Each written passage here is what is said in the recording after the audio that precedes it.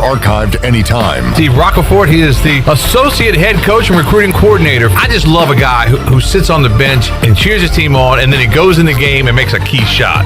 Baruti did it. And that's another reason why I think these guys have a chance to be good, because if you watched our bench last year, whenever you take a guy out, he's not always happy to be coming out of the game. That's right. And the guy that goes in for him hits a shot, and while you're trying to talk to him, they're mad at you, but they're cheering for the guy that went in for him, then you know you got some good guys. Yeah. PR927FM.com, the voice of the Pirate Nation. In studio with Dr. Shondell Jones today from Kinetic Physical Therapy. Dr. Jones, you guys offer more than physical therapy. Oh, yes, absolutely. We have more than therapy services, and, we have a lot, but a lot of people don't know that we offer personal training and even health coaching services. We have personal trainers that will actually come right to your home, do a personalized workout plan with you, and our health coaches will help you meet goals and solve problems for those health challenges you wanted to solve but just haven't had a chance to get to yet. Hey, to learn about our packages and deals, you can go right to our website at kptonline.com. Enjoy the warm air, circulating moments after you turn up the heat. Precise control of cooking temperatures. Enough hot water on demand for everyone's shower. The instant glow of warmth when you turn on your fireplace or fire pit. Never having to change a gas tank on your outdoor grill. Experience the affordable luxury of natural gas. Find out more at GUC.com. UBE and PirateWear.com have everything to fill Santa's sleigh this Christmas. Officially licensed ECU gifts and apparel, polos, outerwear, and sweats from Champion, Columbia, and Cutter & Buck. Visit the Crow's Nest for the largest selection of ECU children's apparel in the world. Be sure to follow UBE PirateWear.com on all social media platforms to stay informed on sales, events, and giveaways. UBE and PirateWear.com, making your Christmas jolly and bright for over 50 years. Domino's week-long carry-out deal means you can carry out 3-topping pizzas for $7.99 each every day. That's right, $7.99 each, and every day means any day. But just in case there's any confusion, we've set up a helpful website to confirm if today's a day you can carry out 3-topping pizzas for $7.99 each at Domino's. Just go to howaboutoday.com to find out if Domino's week-long carry-out deal is valid today. Spoiler alert, it is. Carry out only. You must ask for this limited time offer. Prices, participation, and charges may vary. Excludes extra large and specialty pizzas. Crust availability varies by size. Hey, Pirate fans, get ready for a winning season and get things done right with a John Deere tractor package from Quality Equipment. You can't afford to lose on your home turf, so we'll help you get the driveway done right at the right price. Right now, our 1023E driveway package starts as low as $148 per month. So get quality done right before every ECU football weekend. Visit QualityEquip.com. Offer ends 12/31/2020. Subject to approved installment credit with John Deere Financial. Some restrictions apply. See dealer for details. Let us help you get back to business. This is Donald Stocks And Justin Judge of PIP of Eastern North Carolina. We're ready to assist your business with branded PPE. Would you like face masks with your logo? We can do that. Plus custom social distancing signage. Now is the time to ramp up your marketing efforts. Whether it's cutting edge, contactless, touchless marketing, or traditional direct mail, we can do it all. We are PIP of Eastern North Carolina. The Pirate Radio Treasure Chest is back and loaded with over 25 awesome prizes. The giveaways have already begun every day on Pirate Radio Live from 3 p.m. to 6 p.m. So be sure to listen or watch the show every day for a chance to win one of these awesome prizes. A Bud Light ECU cornhole board set with 2 cases of Bud Light, a $100 gift card to Tiebreakers, 12 large pizzas from Domino's of Greenville, or a gift basket from UBE. Visit PR927FM.com to see the complete list of prizes. Thanks for listening to Pirate Radio, the stations for winners. This is Pirate Radio, WGHB Farmville, 1250 at 92.7 FM Greenville, WDLX Washington, 930 and 104.1 FM Washington. The following is an exclusive presentation of Pirate Radio, the voice of the Pirate Nation. Welcome to Pirate Radio Live. You can paint this one purple. Now live from the Pirate Radio studios in the heart of the Pirate Nation, here is your host, Clip Brock. Alrighty, welcome in to Pirate Radio Live on a Wednesday. Clip Brock here with you inside the Pirate Radio studios, coming to you on Pirate Radio 92.7 FM in Greenville, 104.1 in Washington, live online, PR927FM.com. You can watch us on Facebook Live and YouTube Live. Subscribe to Pirate Radio TV on YouTube, and you can see all of our live local programs as well as the press conferences we upload and all the other videos we do here at Pirate Radio.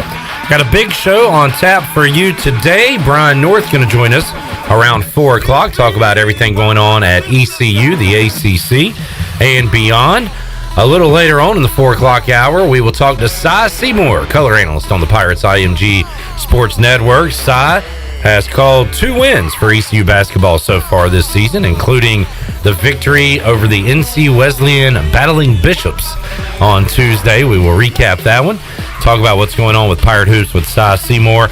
And in the third hour of today's program, we'll visit with the voice, Jeff Charles. He was on the call yesterday, so we'll talk some basketball, also some football with Jeff and former ECU tight end Bryce Williams. And maybe even bigger than all of that, day 2 of the Pirate Radio Treasure Chest. We will open up 2 more prizes, open up the chest 2 more times today, and make you a winner once in the 4 o'clock hour, once in the 5 o'clock hour. Pirate Alan Powell, took home the Bud Light ECU Cornhole board set with 2 cases of Bud Light, and Steve Hill won the $100 gift card to Clean Eats. We still have 26 prizes left in the treasure chest, and we'll open that up later on in today's show. All right, the hooded figure you see inside the Pirate Radio studios is Wager McGhee. Wager, long time no see. You hadn't been here in a while. These headphone things getting smaller? Or my ears have just grown in like 3 weeks. Your head's getting bigger. I don't know why. What's wrong? I don't know. It feels a little tight over there. It's a different hoodie than normal, so maybe it's pushing down. It feels tight on the a lot ears. of pressure. my ears. Well, thoughts and prayers. I hope you can make it through this hour. And because do we have a lot to talk about? When the first thing you came in saying was everything's canceled. Yeah, I've got. Look at these. These are like old kidnapper notes. Oh, so you got your ransom notes back. I threw back, yeah, but I can't read them all, so we're going to struggle with, I think it says, because I didn't know if you were going to have me on or not. I've been gone for 2 weeks now, so I wasn't sure. You're always welcome. I love talking games with you. In fact, we have an NFL game. Oh, boy.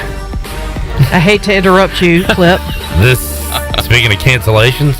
Yes. All right, what's the bad news, Shirley Rhodes? SMU in Houston has been called off due to COVID-19 issues at SMU. There's been no positive tests this week, but contact tracing has knocked out multiple position groups.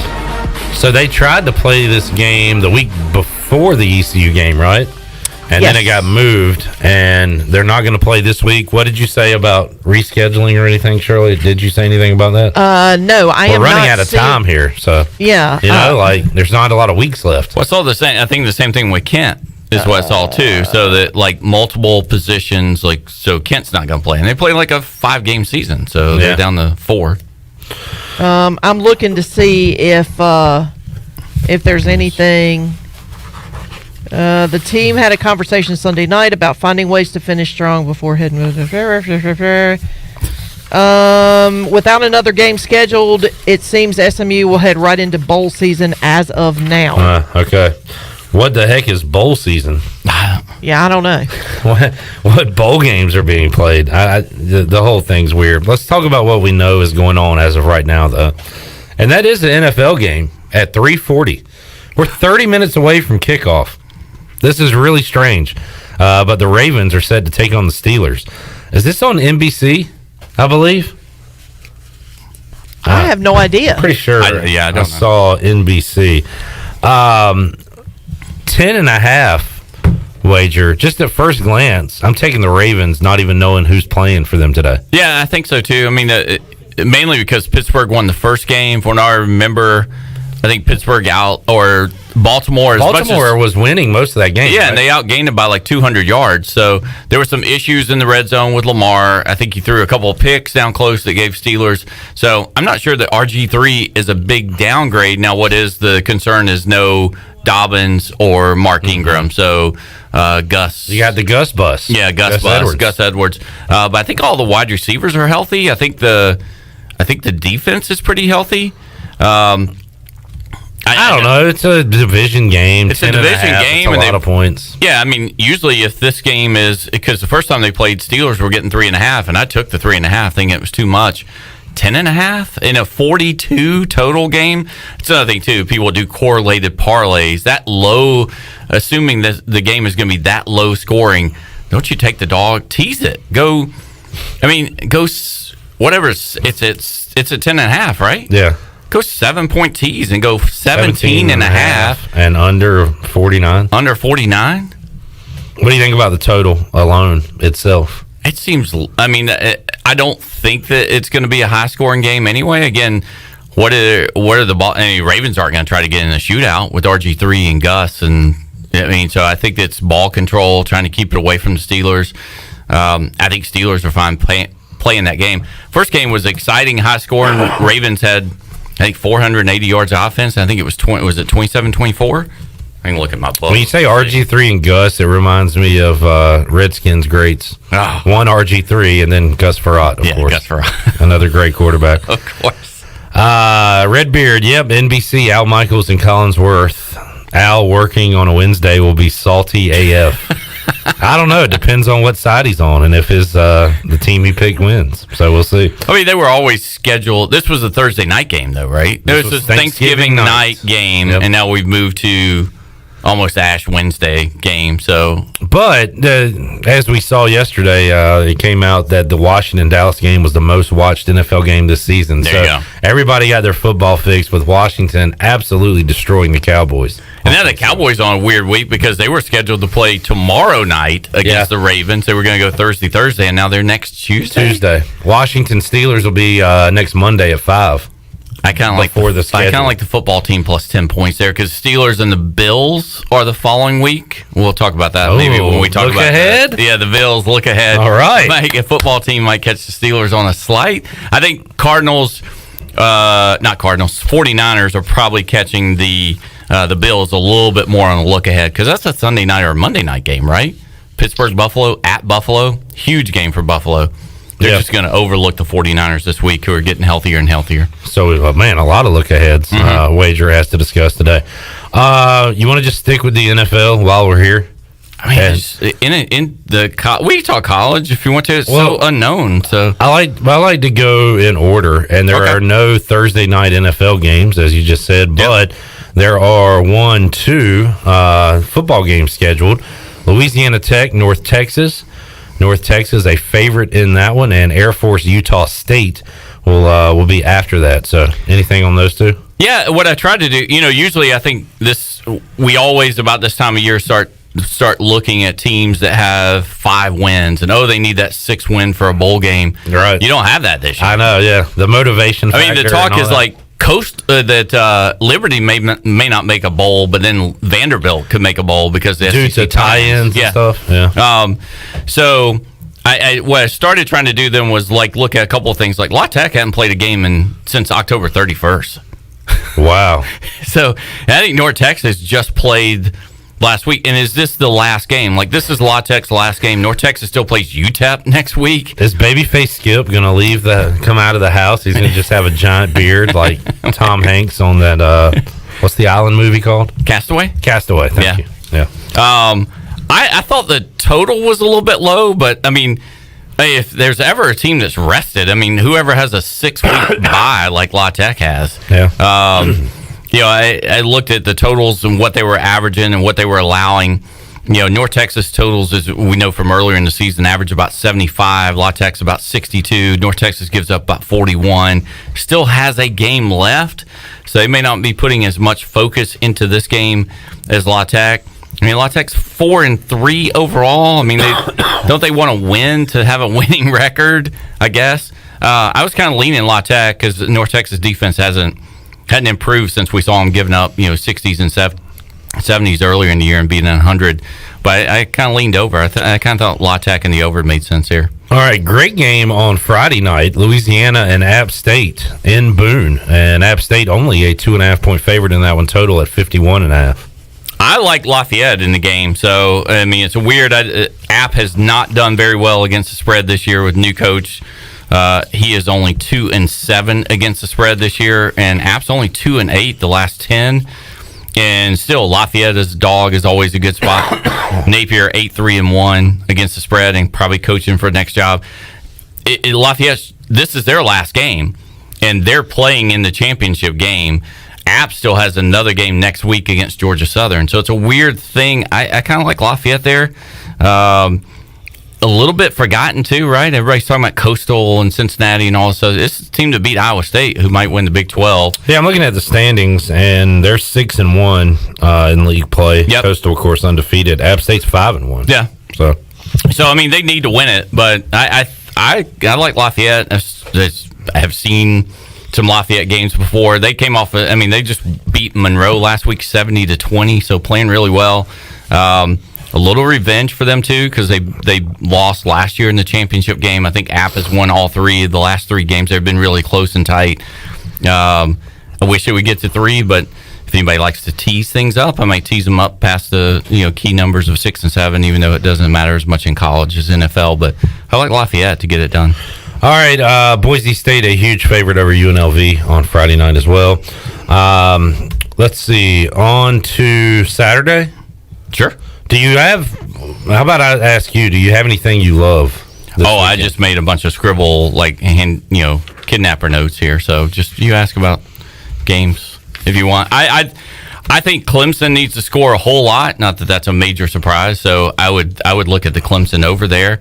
The 2 games of the day, right, are Coastal and Liberty, and Bowling Green and Akron. I don't see a line for Liberty Coastal right now. I think Coastal's 6.5.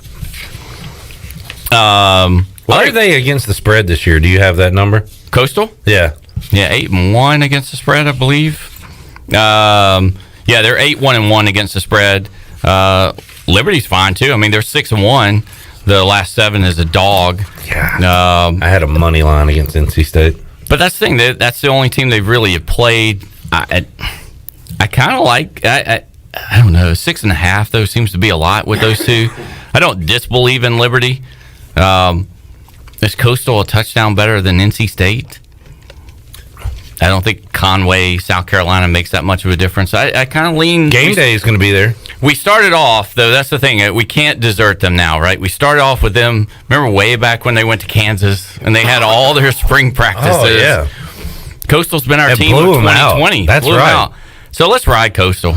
Just for old time's sake, I think Coastal will roll here. And Liberty's had one tough game, struggled to score against NC State, lost that one. And Coastal's beaten App, beaten Lafayette, right? They've played some good teams. So I think Coastal at home ends up winning here and, trying to finish up. Because if they win this, they're either playing Lafayette or App, and then they play in bowl game. Coastal could be 12-0. Well, yeah. Shirley, let's take a time out. We'll come back. I'll try to get over this coughing fit that just hit me now that I started talking today. And we'll look over more college football and NFL. Any college hoops you want to talk about today? Oh, what? No. No. Come on, I need a pick of the day. Baylor, Illinois, anything tonight? Oh, I'm a big Illini fan this year. Right. Zags play, right? I think the Zags are Alabama. Oh, yeah, Zags play West Virginia. Oh, yeah. Just roll with the Zags. Right? All right, we'll talk about that, too. All to come when we return on Pirate Radio Live. We're back after this.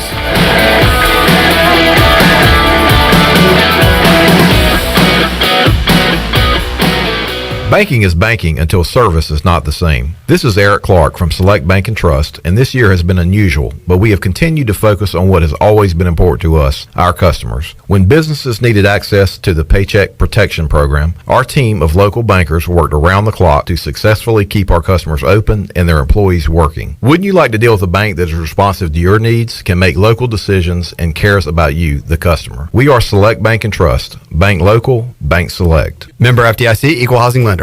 Your CBD store in Greenville has the highest quality CBD products in the country. Your CBD store is the first and only brand that carries USDA certified organic products such as gummies, honey sticks, and high absorption water-soluble liquids, which are all made in the United States. They even offer products for your pet. The educated staff will help you answer any questions, and you can stop in anytime to get a free sample. Your CBD store, locally owned and operated, open Monday through Saturday, 10 to 6, right beside Duck Donuts in Greenville. Hey Pirate Nation, this is Tom Brown from Brown & Wood Buick GMC Truck. We've been serving the Pirate Nation in Eastern North Carolina for 83 years. We have 4 brands, 3 generations, 2 showrooms, and 1 goal to make sure you leave a happy customer. This month at Brown & Wood, get an all-new 2020 Buick for 0% for 84 months or save over $6,000 off all models. As always, Brown & Wood is the home of the lifetime powertrain warranty. We're located on Greenville Boulevard next to the Convention Center, or shop us online at brownandwoodauto.com. At Tiebreakers, we pride ourselves on serving big, juicy wings. I'm talking big and juicy. Our chickens are the same ones that kick sand in the other chickens' faces. If our chickens played football, they'd be linebackers. The competition's chickens, they'd be skinny little kickers. Trade those kickers in for linebackers. Tiebreakers is open every day at 11 a.m. Follow Tiebreakers on Facebook and Instagram for daily updates. The holiday season is upon us, and have you been naughty or nice this season? Well, it doesn't matter at the Naughty Life, because no matter who you are, you can find the perfect gift for anyone. This holiday season, stroll the new and improved streets of downtown Washington. Be sure to visit the Naughty Life for the latest Yeti products, signs, clothing, home decor, and many other unique gift items. Plus, their gift wrapping is fantastic, and my favorite, it's free. The Naughty Life on Main Street in downtown Washington. Hidden phone trade-ins, hidden plan requirements, hidden catches. You won't find any of those at US Cellular because we do things differently. And that means you can get the Samsung Galaxy S20 FE or Google Pixel 5 for free with no hidden requirements all season long. US Cellular. Upgrade to fair. Terms and conditions apply. See store uscellular.com for details. Does the idea of going to your local U.S. Cellular store make you feel a bit uncomfortable? Tired of the hassle of waiting and wearing a mask? Let Toby Williams and his outside sales team take away that worry. They will come right to your home or office and drop your phone off on the porch or at the front desk for you. Saving you time and worry is what the team at Cellular Warehouse is all about. Call Toby today at 252-799-7051 and let them help you with all of your wireless needs. Cellular Warehouse, your local U.S. Cellular authorized agent. It's bow time. How do you like your steak cooked? How about country? Cause Bojangles is serving up their own brand of fine dining. We're talking thick, hearty, mouthwatering steak country fried to perfection and served up on a fresh and fluffy buttermilk beauty. And right now, you can snap up 2 steak biscuits for $4.50. So put on your fancy pants, cause Bojangles has steak. It's bow time. This is Billy Weaver from WITN. You're listening to Pirate Radio, the voice of the Pirate Nation.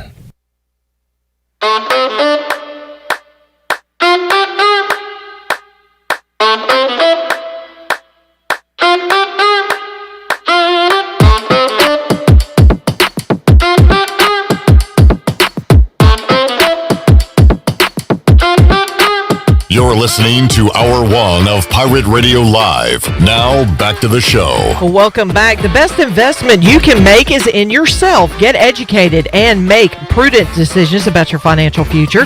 Contact David Dahm at Carolina Wealth Management today at 439-1344 for a free consultation. Now let's head back in to Pirate Radio Live. Here is your host, Clipper Rock. All right, welcome back into Pirate Radio Live on a Wednesday. We've got the treasure chest will be opening up, coming up in hour 2 and 3 of today's show. Wager McGhee here inside the Pirate Radio studios right now. How about Army up 6 on Florida in college basketball? A day after Navy knocked off Georgetown. Watch out for the the military schools. You don't want to play them. And send hoops this year. All right, Wager, I realized why, I don't know, I'm not super pumped about this weekend. I don't know what matters, and I don't know if anything matters with these teams. Who's playing for something? I think that's important to look at right now, right? Yeah, I mean, I think the Liberty Coastal game is one where they're actually playing, even though one of them may not go to a bowl. I think that one matters. I mean, Alabama, Saban has made that a revenge game, so yes, they're playing. You would think A&M, after struggling last week and having some chance of being considered for the playoffs, really needs to play well against Auburn because Alabama just beat Auburn by 28 or something. But how does A&M get... They beat Florida, so then they only have one loss to Alabama. So who's going to be in the SEC championship? Florida and Alabama. So if Alabama beats Florida and there's 2 losses, Texas A&M already beat them. So it's just like Georgia the past, and A&M could go. That's their only argument. Yeah, and if Ohio State can't even qualify for their own championship game because they lose a game this week or next week, there's no championship game. I don't know how a 3-0 Ohio State team gets in the playoffs versus a 8-1 Texas A&M. That's what So it would be. Florida's benefit is not playing Bama regular season. Correct. So they're only going to have that one loss, whereas A&M has. Who else did A&M lose to? They just have the one to Alabama, and they beat Florida. So that's Florida's loss. So A&M, that's what I'm saying. I think that Why would A&M not go? Well, they still have divisions. West, yeah, they're still doing divisions. Okay. Sorry, so they're still doing divisions now. So so I think A&M, who struggled against LSU, and now Alabama's going to go to LSU this week and probably throw up 50 on them or something. Where That spread is 29.5. I mean, I thought Auburn 24.5 last week was too much, but I mean, Mac and Devontae Smith are trying to finish out what might be Heisman. Maybe it's Mac Najee. Jones is slinging it, man. He is. I like him. I mean, he looks like he can play past this level because he's getting protected and surrounded by NFL guys, right? An NFL running back, 2 wide receivers. His numbers have gone up since Waddle's been out. And Devontae's numbers have gone up too. He's such a stud. So. All right, Tulsa's playing for something. They're trying to get to that Cincinnati game where they'll probably play back-to-back weeks, right? Where that happened last week, right? Last year with Memphis and Central Florida. So I think we've seen it before. It might have been Memphis and Cincinnati. Yeah, it was Memphis, Cincinnati. That's right. Maybe it was Memphis and Central Florida the year before that. Tulsa almost blew it last week. Well, that's what they are. They play these tight games and they win them. Navy stinks. But, Tulsa, it's the whole thing.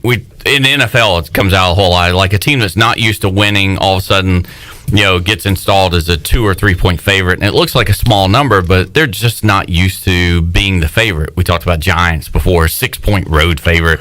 And they allow 155 yards to Cincinnati and still can't cover that spread. It's kind of the same thing with Tulsa. They're just limping to that game. They just need to get to that game.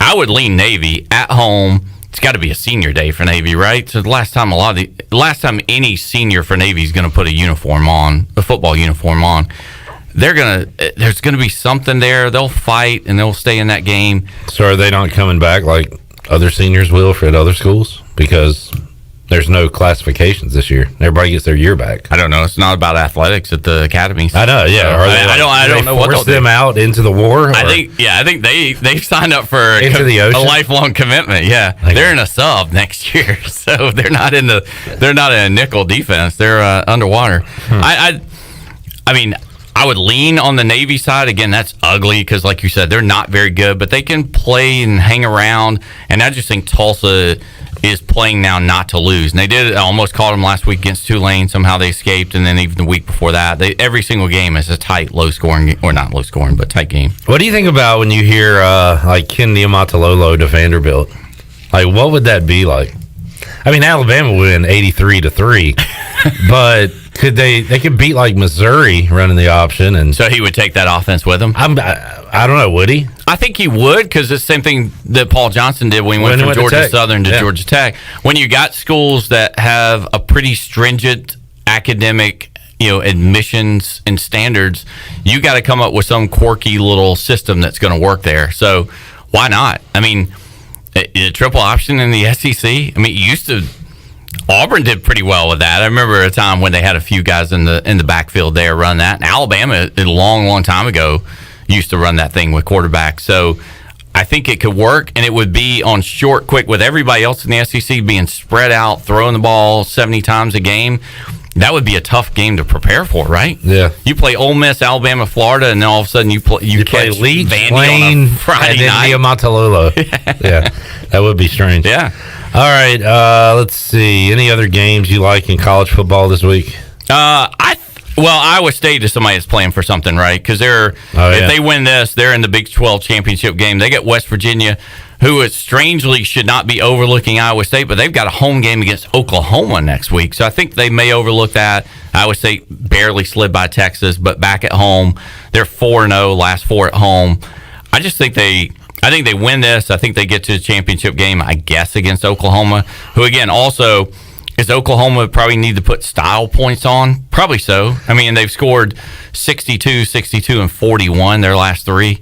It's like this is the Oklahoma team we thought we knew. And my guy Rattler. Yeah. I don't know if I've ever been less interested in the Big 12 than I am currently. I neither. I mean, I think Big 12, I really do think, though, Big 12 is going to Big 12 this week. So even like a, TCU Okie State, which seems like a game nobody would care about. Okie State scored 44 and 41 the last two. TCU's coming off a big game. The total is only 51. If the weather's good in Fort Worth, I think you just hammer the over because those teams don't have anything else to play for. So it's last game, go out and have fun. We'll see what happens. So I did mark that one. I kind of like the over there, but I like Iowa State. I think same thing with Kansas and Texas Tech. You could just see that because I think our guy Wells at Texas Tech really needs a good game to kind of help save his job. Kansas is allowing 51 points a game in conference play. Yeah, I was looking at that. I mean, you just take the opposing team, right, every week. And I mean, Texas Tech did just come off a 50-44 game with Oklahoma State. I mean, Okie State playing in the 40s the entire year, and all of a sudden Wells and Texas Tech shows up like what we thought they were always going to be and throw a 94 game against Okie State. Kansas is lost 59-23 their last two, and their previous totals were 71 and 74. Total is only 66. And again, combined, Kansas allowing 51 in Big 12. Texas Tech's allowing 40 in the Big 12. So 91. What am I missing that the total is 66? All right. We do get another week of football next week, right? And then the championships are the 19th. I think so, yeah. There was somebody I checked that still had 3 regular season games. That's good. Yeah. I'll take it. Florida also. I think Florida is definitely somebody that's got something to play for, and Marshall as well. There's a couple of teams like in those lower conferences if you want to look at them. But I like the Rutgers catching 10 at home against Penn State, who's playing hard and tough every single week, and that's actually the battle to not be last place. If Rutgers somehow beat them, Penn State would be last place in that side of the Big Ten this year. Wow. All right. And Bowling Green, Akron again to figure out who is the worst defense officially in college football. Together, between them, they allow 95 points a game, and the total is only 56 there. I haven't checked the Akron weather. I love Akron's favored, and that coach is like he's 0-16 against the spread, 4-12, or 0-16 straight up, 4-12 against the spread. And Bowling Green has played like Buffalo, Toledo, Central Michigan, all the good teams. Akron's got one or two. I think they either got beat by Northern or Miami of Ohio. Weird to say this, but I kind of really like Bowling Green in that game as the battle of to figure out who the worst team in college football is. I don't like all these MAC games on Saturday. No, I don't like it at all. The weird season Maction definitely got. We only got 2 weeks of Maction, so I really feel like that's the part that we got screwed out of most. Buffalo can kind of wrap up that side, and they're just a scoring machine right now, averaging 50 points a game. But I don't know. Little Frankie seems to hang close in games. I had the Irish last week. I'm starting to become a Notre Dame believer, like long term here. I am too. On this one though, I don't know what their benefit for running the score up here. I mean, I'm not speaking on this particular 33.5 point spread. That's huge, but I mean, because they're off the big win against North Carolina. Everybody now is putting them in the Final Four, right? So they got Syracuse. What do they have after that? Clemson championship game. Okay. And then Alabama, maybe. Everybody's trying to stay out of the 4 spot, I would think, right? But I think Notre Dame, at some point, if you beat Clemson 2 times and you beat Carolina, if they can run it up and get some style points, do they have a case to be the number 1 seed? Yeah, absolutely. Over Alabama. And then if they beat Trevor Lawrence and Clemson, yeah. And then you throw Alabama and Clemson together in the 2-3. Wait, why is Clemson in there with 2 losses? Because one was without Lawrence, so... If Ohio State's only 3-0, I mean, they can't be in there. Cincinnati? A&M has no business being in there. I agree. That's another thing. I love them this week. We did talk about that a little bit because Auburn has played 3 top 5 teams, lost by like 21 to Georgia, whatever it was, 420 plus to Florida. I think the number was whoever second team was, and then whatever that number was to Alabama last week, 24-28. So they shouldn't put up much of a resistance there. But I don't know who's your 4 playoff teams right now. Well, I think now I'm starting to lean Notre Dame, and if they beat Clemson again, does that knock them out? Alabama, we're bumping out Ohio State since they're not playing any games. If they can't be in the championship game, Cincinnati's definitely getting in. If Notre Dame beats Clemson and Ohio State is not given credit because they didn't play enough games, Florida's going to have 2 losses, so they can't get in. Yeah, Georgia can't get in at that point. So Texas A&M is your option, who looked horrible last week. They're going to look bad. So they're only going to have 1 loss. A&M, yeah. So A&M was like 28 points to Alabama. A&M is the 3 in that scenario. Cincinnati the 4, and there's your teams. Oh, you got Alabama, Notre Dame, A&M, and Cincinnati is the 4. What's the Alabama-Cincinnati line? Tied by 21.5. I don't know. Yeah. I would. It starts with a 2. Wait. No, it starts with a 2 is now. I was going to say 24.5. What's the Alabama anybody line? Who else could they play in a 4? What if it is? I mean, what's the Alabama-Florida line in the championship game? 14, 70 or something like that, high 60s. Alabama, Ohio State almost to pick them, the 3-0 Ohio State team that wouldn't even make the Final Four. Alabama would torch them, I think. I don't know. Fields would give them trouble. Indiana and Rutgers torched them. Why can't? Oh, yeah. Well, defensively, it would be a 90 point game. Which we love. But I'm saying Bama is going to score 60 of that on their own. Somehow they've recovered from I didn't think they could, the Waddle injury. I think everybody thought that was going to hurt them, and then all of a sudden it was like, nah, we just got maybe the best wide receiver around right now. It just stepped up and became a little bit better. I know Georgia Tech, NC State was one I really liked the over, and Georgia Tech hasn't played on the road in like 6 weeks. They just allowed 33 to Duke. The last 4, they've allowed like 33, 31, 48, 73, if you add Clemson in there. But their freshman quarterback's not a freshman anymore. He's slinging around a whole lot. That should be a good, fun game, I think, to watch there. And then, who thought NC State could possibly go 8-3? That's a pretty good turnaround. That is a shocker. That is a quiet, really good season by Dave Dorn and the Pack. I got a pick wager. Okay. Trying to find the line. I'm going to take Texas, pick them against North Carolina at 403. Oh, you're talking hoops now. Talking hoops, yeah. Indiana closing out a win over Stanford, and I'm about to get the football game on here in the Pirate Radio studios. But Texas, man, they played about the best defensive game I've seen in a long time yesterday against Indiana. They were locked in. Shaka Smart was in a defensive stance the entire time on the sidelines. Did you hear Shaka has hair now? He's got a lot of hair. He's got hair. Although we were talking about this, Shirley, seeing Shaka Smart with hair is one thing. And I'll give Brandon Walker, Barstool Sports, credit on this. I heard it on the podcast. More shocking than Shaka with hair is Frank Martin. Is that his name? Yeah, without it. Like clean shaved. Yeah. That is more jarring, I think. I agree with Brandon Walker than seeing Shaka with hair. Because he had a pretty nice head of hair. He's got a big head too. Yeah, that's a lot. Well, and not just that, but the guy was intimidating to start with. Like, if he now he's just straight up scared, like now a he ghost, is like a monster situation going. So anyway, all right, let's take another time out. We'll come back. NFL, I understand. Wager has been doing good. That's what he tells me. Are you going to win a lot of money in Vegas? Well, it depends on the finishing position. So, but let's just go ahead and jinx it all today. Let's do that. I'm gonna text you. It's like, hey, we're gonna get to 100. No, today. to this point, you've hit what's your percentage? In the Circa contest, I am through 12 weeks now. I'm 35, 24, and 1. So it's just under 60%. So I'm not looking at standards, but I'm guessing the winner. Why are you not looking at the standings?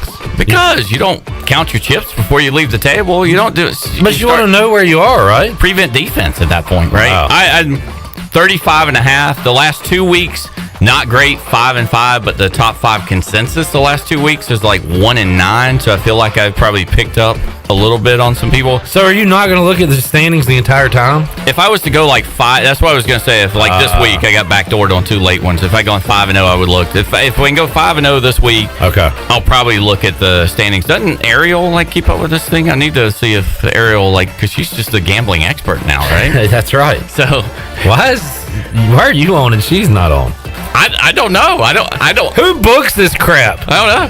How did she move from here to become the gambling expert that she is? She was gambling on all the high school games she was covering here in Eastern North Carolina.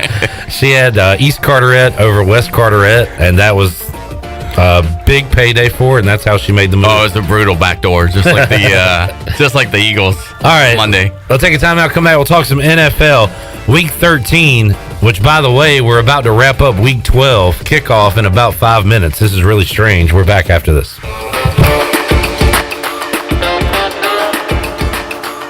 If you missed Pirate Radio Live, you missed the ECU women's head basketball coach, Kim McNeil. You know, everything is a process. And the thing that I was so proud of my team, and most people probably won't even understand why I'm saying this, but, you know, after getting that win, you would have thought when I came into the locker room, they'd have been screaming and shouting, just so excited. But to be honest with you, they were a little disappointed in themselves. And as a coach, you like that because that shows you that they knew that they could have done better. Pirate Radio Live, weekdays from 3 to 6, right here on Pirate Radio, the voice of the Pirate Nation. This is Martin Truex Jr., and as a NASCAR Cup Series champion, I love one-stop shopping. When I need fresh tires or fuel during a race, my pit crew takes care of everything. Off the track, I have an auto owner's independent agent. They handle all my insurance in one place: car, home, life, and business. Get your own pit crew and find a local agency with auto owner's insurance. This is Jeff Gibson with Town Insurance in Greenville. Call me today at 756-8300. Go Pirates! BMS Builders is your premier custom builder in Eastern North Carolina. With Blackwood and Mills Creek in Greenville, Dalton's Cove in Farmville, and Belmar and Ayden, these are just a few of the developments featuring BMS Builders homes. They can build the home of your dreams. Just ask Dr. Dennis Ross in Greenville or East Carolina football coach Mike Houston. They built their homes, and they can build yours as well. BMS Builders. Give them a call at 916-1578 for BMS Builders. When you don't have time to go to lunch, let Jimmy John's deliver lunch to you. With Jimmy John's, we can get a freaky fresh sandwich to you freaky fast. Click to order at jimmyjohns.com. Dinner's great. It's one of your top 3 favorite meals. You just don't want to have to make it. Well, with Jimmy John's, you don't have to. Whether you live in a sandwich delivery zone or head into the store, you can always get a freaky fresh sandwich. Click to order at jimmyjohns.com. Hey Pirate Nation, this is proud ECU graduate and former baseball player Brandon Manning inviting you to join my team at Farm Bureau Insurance. Right now, during hurricane season, is a good time to review your coverage with a local trusted agent like me. I will make myself available before or after business hours, and my clients always have my cell phone number if they need anything. From home, auto, or life, give me a call today and let's talk about your insurance coverage and about the Pirates. Call 531-1812 and go Pirates!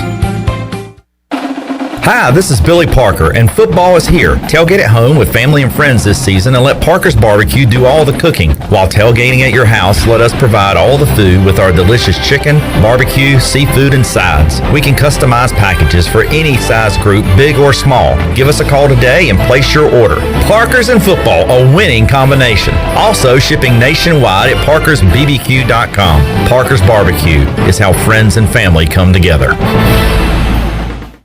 The icy treat that can't be beat is Sparky's Snowballs of Greenville. But did you know Sparky's also has funnel cakes and fried Oreos too? Grab yourself a delicious treat today at the Sparky's Snowballs location at the Food Truck Rodeo on the corner of Evans Street and Fire Tower Road. Be sure to follow Sparky's on Facebook for their daily schedule and promotions. Sparky's Snowballs, serving delicious icy treats, funnel cakes, and fried Oreos to smiling faces for over 20 years. Remember to follow Sparky's on Facebook or visit SparkySnowballs.com. For the latest from the world of golf, Tune in every Saturday morning from 8 to 10 for the Golf Shop Radio Show, presented by GolfKnickers.com, the world's leader in traditional golf apparel. Hosts Mark Greenhelch and Nat Blanchard talk golf from tee to green and everything in between. If you like golf, you're going to love Golf Shop Radio. Before you tee up, drop on in. Welcome to the Golf Shop. Pirate Radio. An actual pirate? Obviously. Duh. The voice of the Pirate Nation.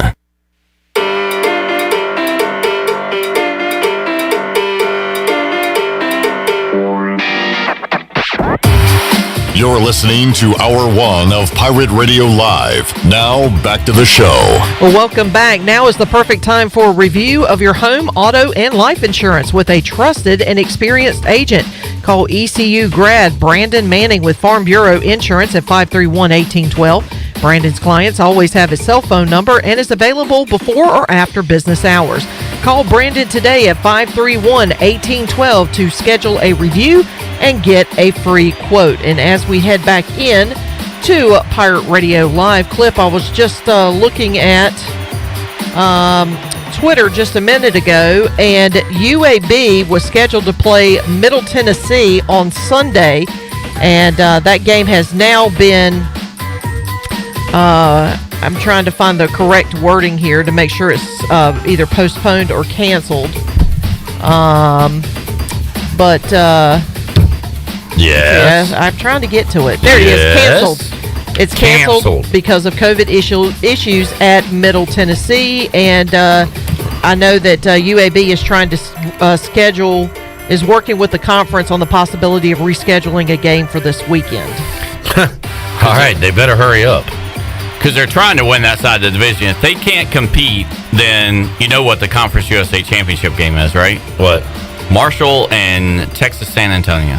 Who is actually 5-2 in conference. UAB is 2-1, but I don't think they have enough games to qualify for it. So, insane. Marshall versus Texas San Antonio. All right, well, that game won't be on Sunday, but we have other things to watch on Sunday, and that's NFL. And if you'd have told me Robert Griffin III was playing on a Wednesday afternoon in 2020, I would have believed you, because I would have thought it was like the new spring league or something popped up, and he was the MVP of it, the new XFL or whatever. But he is starting for the Ravens. They have kicked it off at empty Heinz Field, and what a sight this is. All right, Wager, we moved lines here on the program. That Texas went from a pick'em to -1 right after I said something about it. Yeah. So we are moving lines. I'm going to take the Longhorns against the Tar Heels coming up at 4 o'clock. All right, NFL on Sunday. Let's see where to begin. Do you have a favorite picked out already? Got a lot of great notes here. So because the contest, like we talked about, stuff that keep up with college right now. It seems like there's a few teams that care. Guys are just opting out. I saw a couple of Okie State offensive linemen opted out after they lost last week or whatever after that last game. Arkansas's running back that was on Last Chance U. Oh, he opted out too. He opted out, I believe. But I mean, nobody's opting out of the NFL. You hope that they can get to kickoff and play, and it's a little bit more known there, despite what's going on with Pittsburgh and Baltimore today. Do you think you could name every starting quarterback in the NFL right now? Yes. Okay. The Dolphins are 11.5-point favorites against the Bengals. Who are the Bengals starting? Brandon Allen, who started last week. And he was horrible. Is he former Broncos great? For them? Well, he was on the practice squad with the Rams, and that's why Zach, whatever the coach is, was there and was familiar with him. So, but that game finished up Brandon Allen against Colt McCoy, the Giants, and that's all the Giants signed like some Joe Webb. They were bringing him in to work him out or something. And they activated somebody off the practice squad because of what happened with Denver and the quarterback situation, just so they would have like a fourth quarterback just in case they needed it. So, because it sounds like Jones is going to be out for multiple weeks, opening the door for the football team. You hate to see it. All right. Quick question. We can go through. Let's do a quick. All right. Well, let's do a quick one then. Lions, Bears, anything there? God, I hate that game. And that would be Stafford and Trubisky. We'll do that quick. Everybody always says that when a head coach gets fired, the players will rally and play their best game of the year, so they show the organization that they made the right call, that wasn't the players' fault. We saw that with the Texans, right? They've Texans been pretty and good. Atlanta. Yeah. In Atlanta. They've been winning, yeah. 2-0. That would mean Detroit's in play here. And this was week 1 when actually Detroit was up big and Trubisky scored. Yeah, the drop by Swift. And Trubisky scored. They scored 21 points in the fourth quarter to win that game. Yeah. Although I did see that Trefont and somebody else on the ticker were put on IR, but I don't know if it matters with Trubisky, who's just horrible, and he was bad on Monday. I kind of like the Lions +3. I don't know if I'll get to the window with it, but I would lean Lions +3 here with extra days off, 3 days from Thanksgiving. And they didn't play horrible against the Texans. They a couple of turnovers, but held Houston to 1 of 3 in the red zone. There were some good things there. And again, now they're going to rally and show the organization that you made the right call. We're good here. Don't fire any of the players. We're going to win this game. Is Fitz starting for the Dolphins? I thought they were going back to Tua, but 11.5. That line seems like it's Fitz, and they're on a look ahead to the Chiefs. That's the ugliest. I'm not going to back Brandon Allen again. 155 yards of offense. They were horrible. They're only 3 of 6 in the red zone the last 3 games. There's no way that I could play. I mean, because usually everybody rallies around a backup quarterback in week 1. Week 2, there's a drop off. If Fitz is playing, I would probably lean Miami, but that Chiefs look ahead is it's enough. Again, not like they're competing for first place with the Chiefs, but that's enough to be a little bit of a distraction as an 11-point favorite. Derrick Henry ran all over the Colts in the first half last week. Colts are a road favorite against Houston, who's playing pretty good.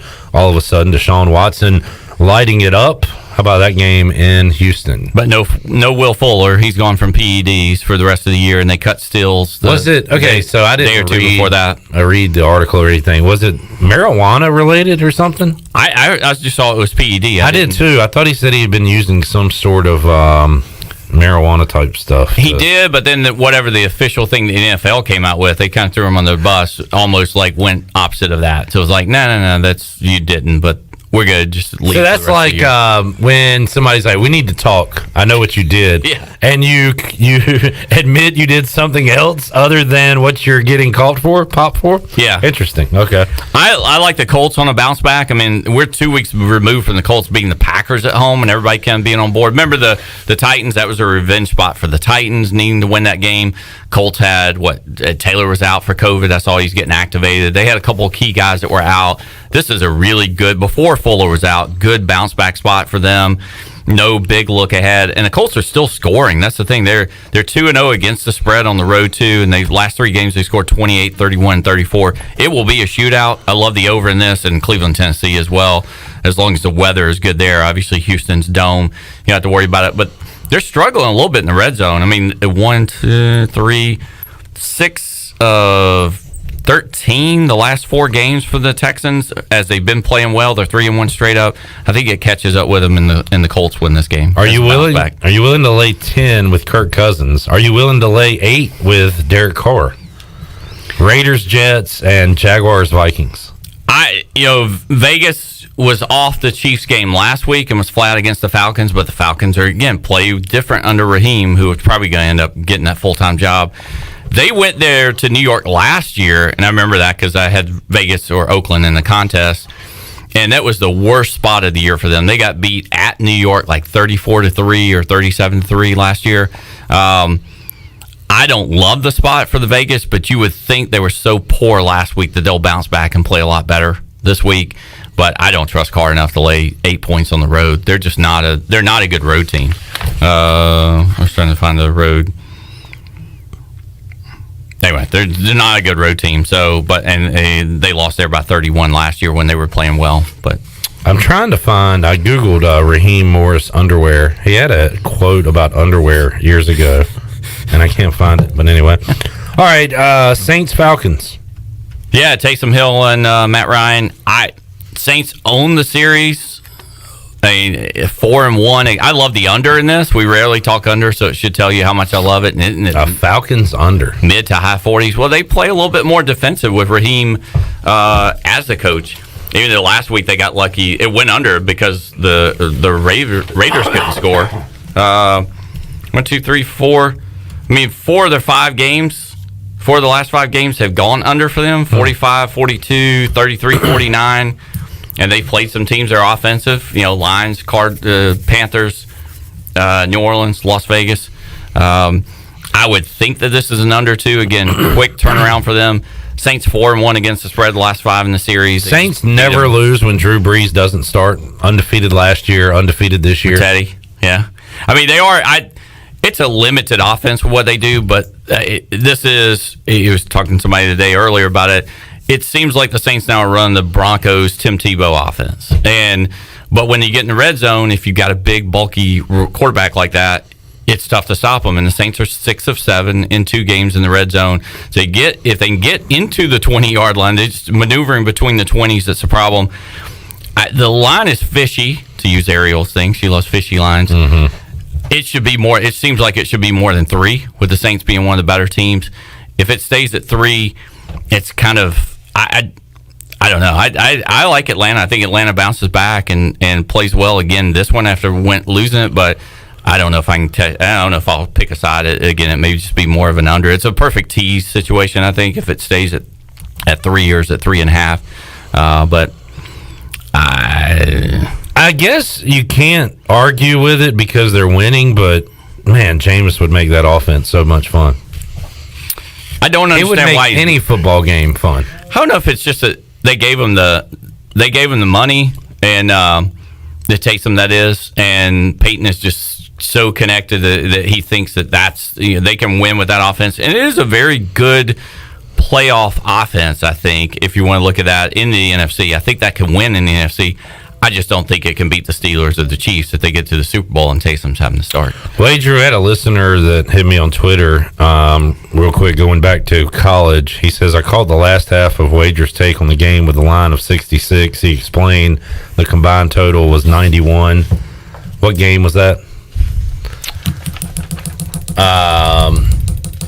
Was it North Texas? North Texas and Tech? Yeah, it was North Texas and La Tech. That was me. What did she say? I was looking at the total. Was it the Akron? Might have been Okie State game. Oh, yeah. I'm sorry. Kansas, Texas Tech. So the total of the Kansas and Texas Tech game is, so Texas Tech's 27-point favorite, total 66. In conference is what I was talking about. Kansas allows 51 points a game in conference. Texas Tech, kind of playing those same teams in a short season like this, is allowing 40 points a game. Mm-hmm. Both defenses are bad. That's what I'm saying. So, and Kansas is off a game where they scored 23 points. So Kansas pretty good. It's 59-23. Texas Tech just got in that 50-44 game with a defensive-minded Okie State. It seems like it's low. Last game of the year. Okay, there's the game. Yeah, that's it. All right, lightning round. Seahawks are 10-point favorites against Colt McCoy and the Giants. I don't want Seahawks here. Man, I don't know if I'll get there. I don't know if I'll get there at all on that. And Seahawks, no look ahead on Seahawks. They've Giants with Colt McCoy. I mean, I know it's a short week. Gallman? Giants travel back to back. If it's any side, I would look at Seattle. I would look at an under in that game as well. What is that total? Seattle's starting to play lower scoring defense. 46.5. That's too high. They're getting ready for playoffs too. They're starting to slow things down. Everybody's starting to get in playoff mode a little bit. And Giants are fine with that. They're 5-0 against the spread on the road. That's a lot of points, but I get it. It's after getting burned on a backdoor by the Giants last week. There's no way that I'm taking them this week with Colt McCoy. I hate the Rams. They ruined a parlay last week, losing to the 49ers. They are 2.5-point favorites on the road at Arizona. Love them. Bounce back there. So they own this series 6-1-1 against the spread. Last 8 in the series. The favorite in the series is 6-0 and 1. The last 6, the road team is 8-2-1. Every trend, everything is Rams. Bounce back for Rams, who just lost a division game. It's 49ers. They're 9-1 against the spread off a straight up loss. And I just don't think Arizona is as good. I think we're still getting value of Arizona. People are thinking they're good. I had the Patriots this past week. I mean, it's not like they're bad, but they lost that game. They struggle. Kyler, his shoulder's banged up, and he struggled the last couple of times. He's not running as much, which is really what that offense is kind of based off of. They're 1-3 straight up, 0-4 against the spread, and the one win was the Hail Murray against the Bills. Or they're on a 4-game losing streak, which looks pretty ugly. Miami at home, the Bills at home, at New England, all AFC East teams. I can't remember the other team they lost to before that. Seattle in that mix. I like the Rams. I like the Rams a lot to bounce back and just be physical and win that game. Packers 8.5-point favorites over the Eagles. I would lean there. I mean, I guess they're starting Wentz still again. I don't know. I mean, they off a Monday night. They can't do anything. They can't offensively. I mean, I saw the coach seems to be on the hot seat now. He's saying it's everybody's making mistakes. So I guess he's not going to replace Wentz. Patriots Chargers as a pick'em. I like New England in the spot. So same thing. Run defense on that. Patriots seem to be getting a little bit healthier. That win last week. They beat Baltimore a couple of weeks ago. 3-1 straight up last 4. Just needing to go to win. Beat a team that's not used to winning with the worst head coach in the NFL. I'll take Belichick. Oh, Anthony Lynn can screw up a game late. Did you see him trying to? That was awful. They could have backdoored that. I don't know what they were doing. I don't know what they were doing either. Running so they a were quarterback down. Sneak from the 3-yard line, but the offensive line was back up the pass block. Somebody didn't get the memo on that play call there at the end. If you have the under in Steelers Ravens, you are loving life. Ben throws a pick in the end zone on 4th and goal at the 1 on an awful play. All right, lightning round. Remember, Broncos at Chiefs. Chiefs huge favorites. I guess we're getting locked back. There's no way that I can support Denver in this. So, sorry, trying to find it. They're 9-1 against the spread the last 10 in these games, and the average score in that series has been 32-8. Kansas City 10-0 straight up, 9-1 against the spread. They didn't play sharp the last time they played, like 3 weeks ago or so, and beat them 43-16 at Denver. But I don't know. I think Kansas City may coast again. They got at Miami next week, which will be a key AFC seeding playoff game for them as well. So, all right, and try to figure out the 49ers. They take on the Bills. This one is in Arizona, right? This will be a neutral site. It is. Game. Yep. And the Bills are favorites by 2.5. Love San Francisco in this. So here's a stat. I'll be quick with you. Throw out the Saints game last week, but non-conference road teams. So there was 6 situations last week with them. If you throw those Saints out, they were 1-5, 2-4 straight up, 1-5 against the spread. The last 4 weeks, non-conference road teams are 3-13 against the spread, 5-11 straight up. It doesn't mean as much from a playoff standpoint. You're not playing division games. You're not playing somebody you're as familiar with. And Buffalo, remember the look ahead of the year. Yes. That you loved when they played Tennessee and got beat, whatever that was, 43-something. That was COVID affected. They got beat 42-16 on that when they were looking ahead to the Chiefs. Buffalo next week has Pittsburgh. So huge look ahead game for them. They're going to play an NFC West game. It doesn't matter. If healthy, I still think San Francisco is the best team in the NFC. They got Moser back. They got Wilson back. They're getting some skill guys back. Mullins is not that much of a drop from Jimmy G, even though he's sexy. What a weird team they are. Because they've had everybody out. And their coach took the Falcons to the Super Bowl. I mean, I'm a big Shanahan fan. I am too. He can scheme. He can scheme and keep it from Mullins having to win. Buffalo defense isn't very good. They can't run the ball, so that means it's all pass, which at that point they can make them one-dimensional, and they really shut down Goff and the Rams last week. I think San Francisco wins. It's a weird game for Buffalo. They're going back. Do you have flashbacks, PTSD of Buffalo going back and Hell Murray? Oh, wow. Last time you were there 2 weeks ago. In that building, yeah. I like catching 3 as well. So I love San Francisco. And again, the non-conference road teams just don't do very well. All right, wager basketball tonight. Gonzaga minus 8.5 against West Virginia. I'll lay it. Yeah. Illinois plus 5.5. 4.5. Let's see, 4.5 against Baylor. Yeah, I don't know much about Baylor. I'm kind of on the Illini bandwagon earlier, though. So, all right. Cleveland, Tennessee, over. Yeah, you said that. That's why I skipped over it. Yeah, we may get to that. And Cleveland's 1-10 against the spread. Their last 11 on the road. Baker's little hands. Maybe there's some bad weather and some wind there. So, and he'll try to pinpoint some passes. And I was on him last week. Last time I'll do that because there was 2 or 3 balls the Jags should have picked off and took pick 6. Bet a defensive touchdown. Ooh, prop. Okay, I like. He'll try to because he's got one receiver. He'll try to throw an out to Landry, and somebody will jump it and take it back. All right, touchdown. wagers prop of the week. Yep. Tennessee defensive touchdown off Baker, pick 6. There is a conference basketball game tonight too, by the way. Oregon State, Washington State. Pac-12 begins tonight. Already? I don't know. I don't know. Don't ask questions. Just enjoy it. All right, Wager. We're out of time. We talked about everything? We didn't talk about everything. Football team Pitt. Oh, yeah. I forgot there was more games. Jags, Minnesota. I don't know. There's no lines for those games. Well, Jags announced today that they're going back with, what's his name, from NC State again as a quarterback. Dear. We got a defensive touchdown for the Steelers. Yeah, Washington Steelers, I mean, there's no line right now that I'm looking at. I thought it was 10. And then what's Ravens Cowboys? That one not because they're playing here. So so are the Steelers. They'll look ahead. I know, but they don't expect two teams playing right now. But they don't have the COVID issues that Baltimore. I think Baltimore and Cowboys are off the list. But I think you're going to get Baltimore on a triple bounce back here. It seems like next week and probably be hopefully completely COVID free. The triple bounce back. Yeah. RG3 looking to bounce back after an awful pick six. I loved it. Right, he made me so much money at Baylor. I can't dislike him. Kendall Wright and who was the other? He had like 3 receivers there. Yeah, the guy that kept getting suspended from it's not Gordon, is NFL. it? Yeah, was it Gordon? Josh Gordon? I don't know. I can't remember. All right. They had a couple NFL wide receivers. Shirley, take us to break. Wager, good to see you. Good seeing you. Enjoyed it. We'll do it again next week.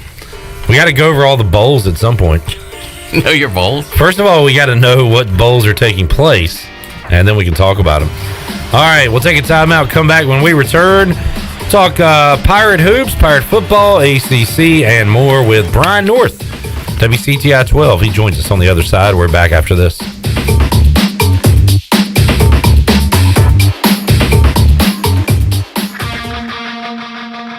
Hey Pirate fans, this is Cliff Godwin. Baseball is back at Clark LeClaire Stadium. We will be hosting several youth camps over the next couple months. All camps will be at Clark LeClaire Stadium, and all camps are open to participants between the ages of 7 and 13. Make sure to check out our camp website at cliffgodwinbaseballcamp.com for all camp details and registration information. And of course, go Pirates! Christmas presents are great, but Christmas cash is awesome.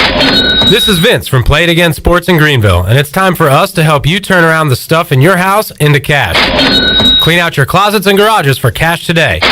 We're buying sports equipment for baseball, softball, golf, tennis, lacrosse, hockey, and more.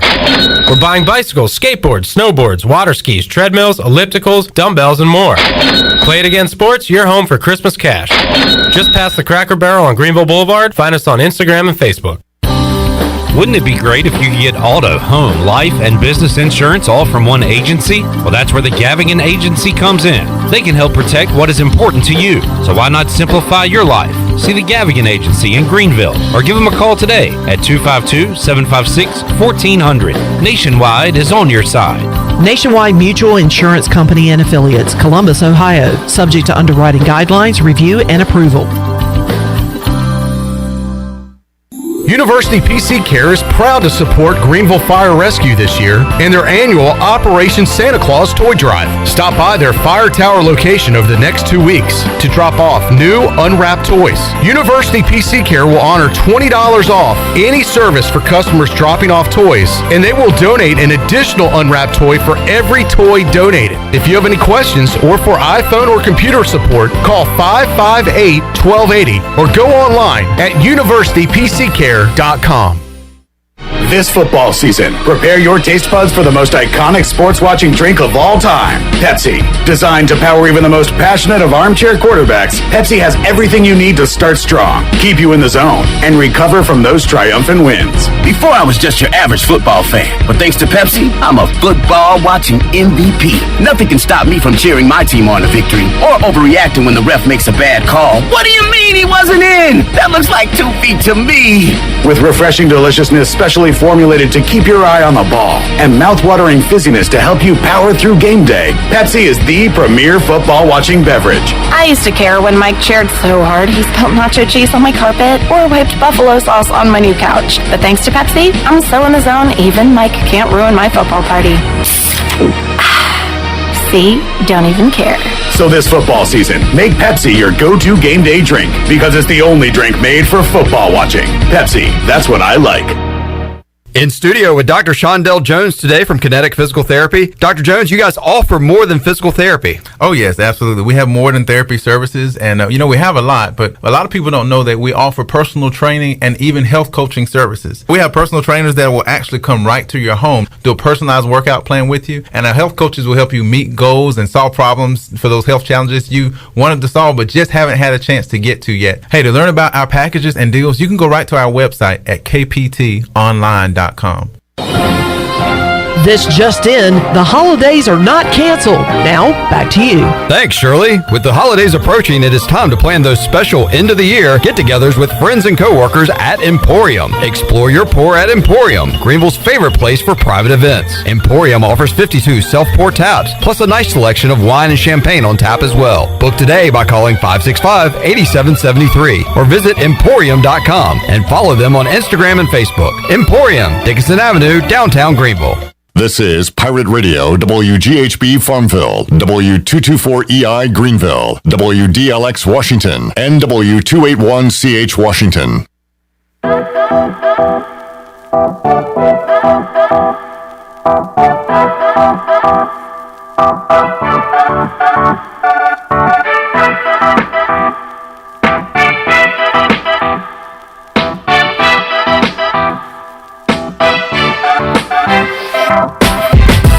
You're listening to Hour 2 of Pirate Radio Live. This hour of PRL is brought to you by Select Bank and Trust. Banking is banking until the service is not the same. Wouldn't you like to deal with a bank that is responsive to your needs, can make local decisions, and cares about you, the customer? Try Select Bank and Trust. Bank local. Bank select. SelectBank.com. Now, back to the show. Welcome back. Got damage? Damage from wood rot? Fixed. Damage from smoke or fire? Fixed. Damage caused by water? Fixed. If you've got damage, use a contractor that works for you and not your insurance company. Visit FixedNC.com today or call 999-0001. That's 3 9s, 3 zeros, and a 1. Fixed NC, restore, renew, maintain. Now let's head back in to Pirate Radio Live. Here's your host, Clip Brock. All right, you've tuned in on a great day and a lot of great days to come here on Pirate Radio Live in the month of December because we are opening up the Pirate Radio Treasure Chest, and we're going to do it at the end of this segment. So stay tuned. I got a great chat coming up with Seymour. After that, we will open up the phone lines and make you a winner. Inside the Pirate Radio Treasure Chest, we have given away 2 prizes already. Pirate Al, the winner of a Bud Light ECU Cornhole board set with 2 cases of Bud Light, and Steve Hill, $100 gift card to Clean Eats. Winners on Tuesday. 2 winners coming up today, 1 this hour and 1 in the 5 o'clock hour. This Steelers-Ravens game is about as ugly as it can get. We got a muff punt, and now the Ravens are set up in the red zone, 1st and 10. So, Chandler, what about this game? Even if you didn't know about football or didn't know about the Ravens, if you look at this football game, the average person is probably going, that's not their starting quarterback, and that's not their starting running back. Okay, well, let's throw some of the blame on the Steelers here. Big Ben, an awful interception in the end zone, and now you've got an awful muff punt by Ray, I believe, Ray McLeod. Yeah, that was a terrible decision by Big Ben to throw it. I mean, he threw it right to the guy in the end zone. This is Wednesday afternoon football. Hey, that's it. This is what we get. So now the Ravens with an opportunity to tie, and take the lead, or cut it to 3. Do you put that into perspective, like the switching up, the delays? I mean, you're playing on Wednesday at 3:40. Yeah. And, a lot of people don't like excuses, but you really got to put it into perspective, though. Yeah, definitely. They got the Baltimore now has the ball at the 16. We'll keep you up to date on this one. We will talk some Pirate hoops right now as we head out to the Fixed NC live line and talk to color analyst of the Pirates on the Pirates IMG Sports Network. He is Seymour, joining us today on Pirate Radio Live. How you doing, man? Clip, doing fine, especially after the game last night. Good day for the Pirates. Absolutely. 2-0 to start the season. And so let's go back to the road game at Charlotte. Now, Stephen Igo said this yesterday. I didn't say this. He said it. But, if ECU keeps winning road games, then you're not going to be able to travel with the team at all anymore, the common denominator was you weren't there in Charlotte and the team won. So just pointing that out. Hey, you know what? He may be right. Look, and I'll stay home. If we win this road game, I'll stay home. Steve's right. I'll tell you just as quick as I can. It's wonderful to me. And I don't know about how good of a win that is in 2020 side. I just know in the history of ECU basketball, picking up road wins against pretty good opponents has just almost been non-existent. So that was a really good win to start the season. And the best part about it, Si, the guys really didn't play great. They didn't play their best game. Jaden Gardner didn't have his best game. You're still able to win that game by 9 points on the road. Well, the other thing is this, and make no bones, when we talk about basketball in North Carolina, you look at the course, the ACC, Wake Forest, Duke, State, and Carolina. They're a gold standard anyway. I don't care what anybody says. I'm an ECU guy. But the Atlantic Coast Conference is a very, very difficult conference, one of the best in the country, and that's kind of the standard that people set. And they're some of the best teams in the country. But behind them in this state, who's always been consistent, is Davidson and Charlotte. Those two programs always are standard above most of the rest of the schools in North Carolina. UNCG's been coming on a little bit. Now, you beat Charlotte on the road by 9. That's a dent in the armor. That's a big step for East Carolina and a big step for Joe Dooley's program. You can't say enough about the win at Charlotte. That's a big time win against a program that prides itself on basketball, got a great arena up there, and they have a great history. They've been to the Final Four. Lee Rose took them. This is a good program, and to beat them on the road is a good one, and let's hope it's the start of things to come. Si, what can you take away from a win over a D3 opponent like NC Wesleyan? What did ECU do yesterday? I mean, they did what they were supposed to do. They blow out the Battling Bishops, but what do you take away from that win? What did you see yesterday? Well, first of all, it's great that John Thompson had the flexibility to get over here and play. This is a tough time, and Joe Dooley said he was great to work with, and he is, so he brings his team over. What did East Carolina get out of it? A game. You have to get games in. You got to get the rust off, and you have to play. And listen, that's a game usually when you look at that game and how well NC Wesleyan played. That's a game that ECU will win by 16 or 18, but never comfortable. But this team this year, you win by 30 or 29, and it was never in doubt. But in the past, with guys shooting the way they did, with Lewis the way he played, he had a really good game at 14 points, and McDowell had 26 for Wesleyan. These are good kids, and they played top notch. So usually against ECU, that kind of game, 16 is about what you win by 14, and so ECU gets a good win. What did I get out of it other than that? I think, first of all, it's nice to see Noah Farrakhan get in, hit a couple of threes. A good stat to look at, Cliff, is the assist. ECU had 24 assists on 34 field goals made. That's about a 70% clip. That is high. I mean, that's really, really good. If you're the number one assist to field goal in the country, somewhere maybe 80 at the end of the year, you're there. This would put you in the top of 350 teams, probably top 15 teams. So that ratio means you were really unselfish, got really good looks, and you made them. And so 24 assists on 34 field goals is a big success for the Pirates. I thought 24 assists and only 9 turnovers is anytime you go 2-1 is good. I mean, really good. Well, you're always 2.5 to 1 there. That's good. The other things that you look at, 39% 3-point shooting. That's something that ECU is needed, and really 55% of that was in the second half when they got loose. So there's a lot of good things in here that you say, Joe got to play a lot of kids, he got to see a lot of different things and different combinations. Good night for the Pirates. Si Seymour joining us on the Fixed NC Live Line. I wanted to ask you about scheduling, Si, and you brought up how NC Wesleyan was able to work with ECU and get that game in. And look, that might be commonplace here in the non-conference to try to get games in. We're hoping we can see Radford and ECU coming up Saturday at Minges, but it's a battle, and it's nice to know, Si, you mentioned it last week that the Pirates were trying to get some games in, and they were able to get the Charlotte game in. But it's nice that that Joe Dooley is really active. He wants to get as many as he can get in, and it's good to know the opposing teams are able to work, and we're going to have to see that moving forward, too, I would imagine, Si. Oh, no doubt about it. I can tell you, I would bet right now they are lining up just in case.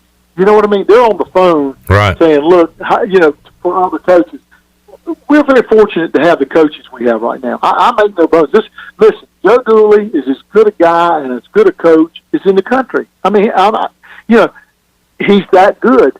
You're not going to beat Cliff Godwin. You're not going to beat Houston. These are guys, and all these coaches, these are very, very good coaches, and you've got a good athletic administration. Don't take this for granted. This is a really good group. Support them. I'm just saying we are very fortunate right now at ECU, and if you give these people time, which nobody wants to give anybody time, but it's time to give patience and work with these coaches and praise them a little bit. And look, they're going through tough economic times. These guys are giving up their stuff to do this. You got to back them and go hard for them if you're an ECU fan. Si Seymour joining us today on Pirate Radio Live. Si, we a lot of individuals to talk about. I want to get your thoughts on Luigi DeBow. It's one thing to have 7-footers on the roster. It's another thing for them to make an impact defensively and on the offensive end. And it looks like he's got some tools, Si, that he could grow into a really good player here. You know, here's what I looked at, Cliff, on DeBow and Baruti. And I like both kids. They are good kids, and they played well. But between the two of them, in 40 minutes, you had 16 points and 10 rebounds at the center position. That's good. You got double-double out of the center position, 16 points and 10 rebounds. And those two guys did it. Luigi did a good job protecting the rim. I thought Baruti played well. I thought he did a nice job for the Pirates.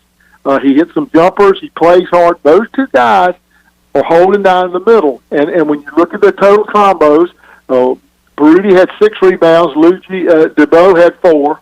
Then Baruti had 10 points, and DeBow had 6. So you got what you wanted out of that position. You got to be pleased if you got a double-double or double rebounds and double points out of that position. So you're right, and I like Luigi, and he's going to get better. This is not going to get worse. He will get better, and I think Baruti started playing good the last 3-4 weeks of the season. He started playing really good.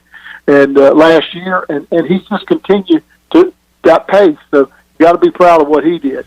Really not used to having this kind of depth at multiple positions here. And then, look, when we go down the individual list for the Pirates, Tremont Robinson-White might not be the first, second, 7th, 8th guy you talk about, but that might be Joe Dooley's favorite stat on the roster right now. His no turnovers to, I believe, 9 assists. But at the point guard position with him and Newton and Farrakhan able to play, and then Pig able to come in and give you some good minutes with Brandon Suggs. It seems like at every position side, there's not going to be a single pressure or a single focus on one guy other than Jaden Gardner because he is the guy. But man, ECU can hit you in waves, it looks like, this year, and Dooley's going to utilize his bench this season. You know, I'm with you, and I was glad to see Tremont hit that jumper. Now, he hit one on a dead ball that gave him a little confidence, then he hit another. So he hit 2 threes. He got credit for one. But my point is, he's quick. He played smart. He had 9 assists, no turnovers. But I want him to shoot it more. Now, I mean, he can do that. He can knock it down. Brandon Suggs had a quiet, nice game. I mean, he had 6 rebounds and 14 points, and I like Brandon. He played well. Tyree Jackson has been the most consistent out there defensively and working hard. He hit him some jump shots last night. Played good. He's playing well. And Tristan Newton, I'm never mad with Tristan. he's just a good basketball player. Okay, did he have the best night shoot? No, but he does so many good things. And Jaden Garner, you'll fuss with Jaden, you'll look up and he gets 22 points one night. Yeah. Jaden just did. Look, last night, I mean, just quietly, 27 points, 11 for 12 shooting. Just Jaden Garner. That's all you got to see. Typical Jaden Garner. So you're right. I'm excited about where we're headed. And you didn't have JJ. And yeah. You probably need it. See, he needs it. He needs to be shooting against the 1-1-3 zone that Wesleyan threw out there. You want them to get working on their shots and doing that kind of stuff. And I think Joe Dooley just does the greatest job of combining everybody and his staff. They just do a really good job saying, let's put this combination in, this combination, let's go small here. They just do a really nice job in the games that they've been since they've been here. Pirates really needed Newton in Charlotte side. He came up big, and he was playing horse out there. The degree of difficulty on the shots he was making, as closely as he was guarded against Charlotte, was incredible. And I just love that he can do it so many different ways. Obviously, he can shoot from deep, maybe the best deep three-point shooter ECU has, but he was hitting the mid-range and using his size. I mean, there's a lot of nights where if there's a point guard matched up on Newton, Newton's going to have a height advantage against him. No doubt about it. And you know what I like about Tristan? He wants the ball at the end of the shot clock. Yeah. And he'll finish. And so I never worry about him. He wants that basketball, and he wants to finish on you. When a man scores, when he averages 37, 38 a game in high school, he knows how to finish. And he doesn't. But I also like that. I like the way Pig's playing. I mean, I just do. I think he's going to get better and better this year. But Farrakhan can be a difference maker with that speed. He's young. He looked like a young pup last night. He was getting used to it. He did a couple jumpers early. He was really the first guy that said, I'm taking the jump shot. It's open. And he knocked him, and it changed the whole game. It changed the whole attitude of the ball game. And so I think that kid's got a chance to be a really good player here at ECU. But I like all the pieces. It's just a matter of getting them together and playing time. And Joe got that game in. Like you said it right a while ago. You said, hopefully we can play Radford on Saturday. Yeah. That's a good way to say it. Yeah, and Cy Radford struggling out of the gate this year, but usually their conference goes through either them or Winthrop, and they're there at the end of the year, so they'll probably figure things out as the year goes along. From what I understand, they had some attrition in the transfer market, but should be a tough challenge for the Pirates on Saturday. Mike Jones is a great coach. When we played down in Savannah, and I saw him afterwards, he and his wife were eating dinner, and I was with my wife, and we were eating dinner down there, and we got into a long conversation. Unfortunately, it was about Greg Pierce. He likes Greg Pierce. So I don't know if that's good or bad. Cy, have you ever had a short conversation with anybody? I'm just curious. No. But we were talking about athletics and where it's headed, and he is a tremendous coach. But, you lose a guy that averages 21, 22 points a game like he did, and a guy that's averages 13 or 14 a game. You lose those two guys plus another one that was averaging 7 or 8 points a game, and you won the league. I mean, so he's got some rebuilding to do, but that guy will do it. He is a really good coach, good X and O guy. It's a good game for ECU to play. Now people that don't know will say, well, you're playing them. Right. Who is Radford? Well, I can tell you. They're pretty darn good. They've got a really good coach, and they'll play well. Cy Seymour joining us. Cy, it is a fantastic time to be a basketball fan. We've been watching hoops all week here inside the Pirate Radio studios during our work days with the Maui Invitational going on in Asheville and all these other games being played. So have you been able to check out some non-ECU basketball so far this season? Yes, I have. I have. I loved the Houston-Texas Tech game the other night. I was real proud of Houston, the way they played, and I love Texas Tech. I think he's a great coach. I watched the Kansas-Kentucky game last night. I watched the end of the Duke-Michigan game. I watched North Carolina play, and it's been fun to watch. But what's interesting is no crowds. Yeah. How that's going to affect home teams that usually get a real advantage by playing at home. That's going to be a factor. And I think, like Duke last night, if they're playing at home with a crowd there and it's Michigan State, that game goes either way. But really, last night, Michigan State dominated that ball game. And that's the kind of stuff that goes on because you don't have your crowds. It does make a difference. And ECU has good crowds. When it's right at Minges, it's hard to win. But I can tell you, it's hard to win at Houston. It's hard to win at SMU. It's hard to win at Memphis. So without crowds, if you can get hot, you've got a chance to upset people on the road more this year than in any years past. And Jaden Gardner has talked preseason and talked after the game last night about the bench really having to motivate themselves, motivate the team. And look, Jaden's got the highest motor out there. He's always going to be motivated, but it sounds like they are putting an emphasis on that side to really motivate themselves to get that energy they'd usually get from the McGhee's Maniacs.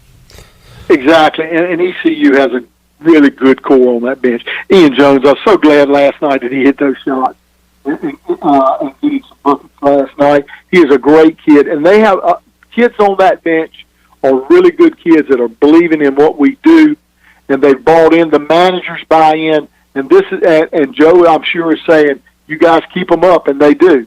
And you're right; it's the only audience you have, and so give credit to ECU's bench. I thought that probably was a big difference in Charlotte. They stayed in it. The kids stayed with it and did a good job. Cy Seymour joining us. Looking forward to Cy and Jeff Charles being on the call Saturday, hopefully, when ECU is scheduled to take on Radford. And then, Cy, we got to wait until Monday to watch our Washington team play again because of the wacky NFL scheduling with everything going on. But, man, I don't even need to ask if you had a good Thanksgiving. I know you did. I had a great Thanksgiving. But the truth is, it was boring. I mean, you beat the devil out of somebody. Yeah. It's really not as much fun. I mean, I feel, truthfully, I hate to say it, I feel sorry for the Cowboys. Wow. I don't know if they'll ever come back off the map. I don't know. I just don't see it. Oh man, that's good stuff, Cy. It was a beat down. It was nice to give him one of those, and yeah. And I mean, how much junk have you talked since then, Cy? Are you a junk talker, or do you know? I just wear my Redskin hat on my Washington jersey. I don't have to talk. I just do whatever. I'm thinking about Dallas. If they don't get the onside kick against the Giants, do they win a game this year? I don't know. They're winless. That's their biggest offensive play. Was an onside kick that they got. Oh man. I'm just saying. I hate to say it. Cy is feeling bad for you Cowboy fans out there. So if you need to pick me up, call Cy. He'll talk to you about all your woes, Cowboys fans. All right, Cy. Listen, we play Charlotte that Monday night. That's another one. I mean, not Charlotte, but we play UNCW that Monday night. So that's a big one, too. Coming up next Monday? Yeah. Oh, so we got a Washington-Wilmington doubleheader that day. Washington-Wilmington doubleheader. How about that? Okay. All right. I'm down for that. Cy, great to talk with you, man. We'll keep in touch, and we'll get you on again soon to talk more hoops with you. Always enjoy it. Clip, enjoy you too, good buddy, and have a good week here. All right. Thank you, Cy. There's Cy Seymour, color analyst on the Pirates IMG Sports Network, joining us. And Cy's in a very good mood after the Pirates 2-0 start. We'll talk more about that when we return and hear what Joe Dooley, Jaden Gardner, and Noah Farrakhan had to say about that win over NC Wesleyan. But Shirley, before we do that, let's make somebody a winner right now on Pirate Radio Live and open up the treasure chest for the first time today. We'll do it again in hour 3. We're doing it right now, 317-1250. You must be 21 or older to win, and you cannot be Pirate Al or Steve Hill. Those are the restrictions. Give us a call, 317-1250. Caller 12 is a winner. We'll find out who our winner is and what they get when we return on Pirate Radio Live. We're back with you after this.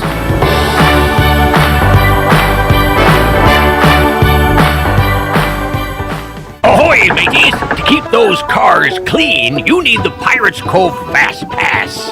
The new Pirates Cove Car Wash and Haviland Express Lube on Glen Burnie Road in New Bern is now open. Pirates Cove in New Bern is offering Fast Passes for $9.99 for new Fast Pass customers. You can visit us in Greenville on Fire Tower Road, Memorial Drive, and on East 10th Street. And have you heard? Pirates Cove on Fire Tower Road is now offering interior cleaning.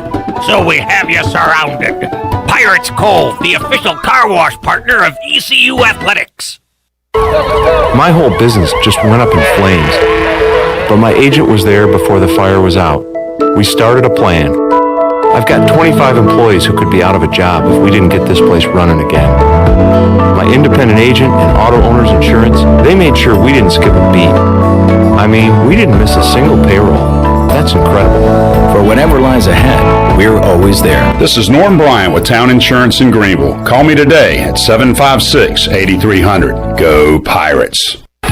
This holiday season, remember Jersey Mike's for all your catering needs. Whether it's a private party or you're just feeding the office, Jersey Mike's can take care of it all with 5 convenient locations serving the Greenville area. Jersey Mike's also has online ordering, contactless pickup, delivery, and in-store takeout. Subs, salads, wraps, and all items are sliced fresh all day, every day. Take a break and enjoy Jersey Mike's. Everybody likes Jersey Mike's. Open 10 a.m. to 9 p.m. daily. In studio today with Cold Cut, also known as Tony McGhee to his friends and family. Why F3? I come to F3 because it's family for me. My biological family, they're way out of town, and F3 has been a family, no joke. The fellowship and the camaraderie and being able to hold each other accountable, that certainly is important for young men that come our way. So I'm glad to be able to be a part of someone's life. And sometimes church is once a week, and F3 can be every day. One letter, one number, F3. Learn more today at f3enc.com. While other folks come and go, Greenville Pool & Supply has been your local pool store in Greenville and Eastern North Carolina for over 40 years. Are you finding yourself spending more time at home than ever before? If so, turn your backyard into a vacation destination. Greenville Pool has pools for any size backyard. Choose from the very popular fiberglass, classic vinyl, or custom concrete. If you order your pool now, it could be in by this spring. If you're ready for a pool, contact the pros at Greenville Pool & Supply. Medicare is not one size fits all, but which plan is right for you? Hi, I'm Denise Walker, and I'm a licensed insurance agent here in North Carolina. Whether you are turning 65, new to Medicare, or already have a plan, I can help you compare your Medicare options. I can help you find a plan offering low to no monthly premiums, prescription drug coverage, and a wide range of additional benefits like dental, hearing, vision, and more. Call me today at 434-531-5674 to get a no-cost, no-obligation Medicare benefits review. White Claw Hard Seltzer. Discover a new wave of refreshment. Crafted using seltzer water, 5% alcohol, and a hint of fruit. Available in 5 fruit flavors, 2 grams of carbs, gluten-free, and 100 calories. Find it at whiteclaw.com. White Claw Hard Seltzer. Nothing tastes quite like it. Please drink responsibly. Hard seltzer with natural flavors. White Claw Seltzer Works, 2019 Chicago. Visit whiteclaw.com for full nutritional information. This is Mark Washington with Max Sports Performance at Max Fitness. Our facility has reopened and is following all safety protocols. The best thing you can do to strengthen your immune system is, of course, to work out and exercise on a regular basis. I can assist you as your performance coach. You can also enjoy the benefits of a private facility. Avoid the crowds and work out at Max Fitness. Now is the time to get healthy. Max Fitness, just off Highway 43 in the old Ace Hardware Building behind Speedway in Greenville. Call me, Mark Washington, 902-4877. You're listening to Pirate Radio, the voice of the pirate nation. Go Pirates! Arg!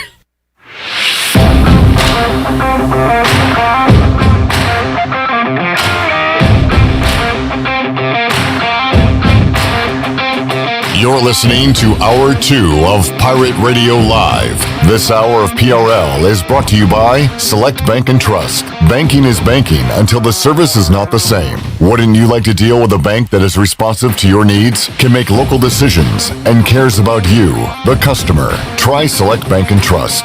Bank local. Bank select. SelectBank.com. Now, back to the show. Welcome back. PRL this afternoon is brought to you by Bud Light, who reminds Pirate fans to always stay in the game and drink responsibly. Bud Light, the official beer of the ECU Pirates, and proudly distributed by Carolina Eagle Distributing since 1989. Now let's head back in to Pirate Radio Live. Here's your host, Clip Broad. All right, back with you on Pirate Radio Live on a Wednesday. Got the voice, Jeff Charles, joining us, and Bryce Williams, former ECU tight end, coming up at 5 o'clock. We got more basketball to discuss in a moment, as we'll hear from Joe Dooley, Jaden Gardner, and Noah Farrakhan following ECU's victory last night over NC Wesleyan. We'll talk about that in a moment, but first, some business to take care of. We have a winner on the Fixed NC Live line. Our first Treasure Chest prize we're giving away today, and that winner is Karen Gagnon, who joins us on the Fixed NC Live line. Karen, congratulations. How you doing? Very well. You have made my Christmas brighter. That is for sure. That is very exciting. That is awesome to hear. And Karen, we always ask to tell the listener something about yourself. Now, question: are you related to former Pirate basketball player Taylor Gagnon by chance? I am. Yes, I'm his mother. Okay, I thought so. Well, that's awesome. How's Taylor and how's the family doing now? We are doing wonderful. Yep, everybody's just hunkering down and trying to stay safe and healthy. He has 3 sweet little wonderful children. Oh, wow. That's great. Great. Yeah, lives in Cary. He had been in Charlottesville for a while, but he's back home in North Carolina. Excellent. I need to catch up with Taylor and get him on the show sometime. I'll reach out to him and try to get that done. Yes, he'd like that. Well, Karen, let's see. We have not ran down the prizes today. Shirley, do you want to do that exercise again? Sure, why not? All right, let's do it real quick. And Karen, you can see if there's anything here that you really want out of the treasure chest. So you want to go alternate again, Shirley Rhodes? Yes, let's do it. All right, here we go. Bud Light ECU beer pong tailgating table set with 2 cases of Bud Light. Bud Light ECU cooler with 2 cases of Bud Light.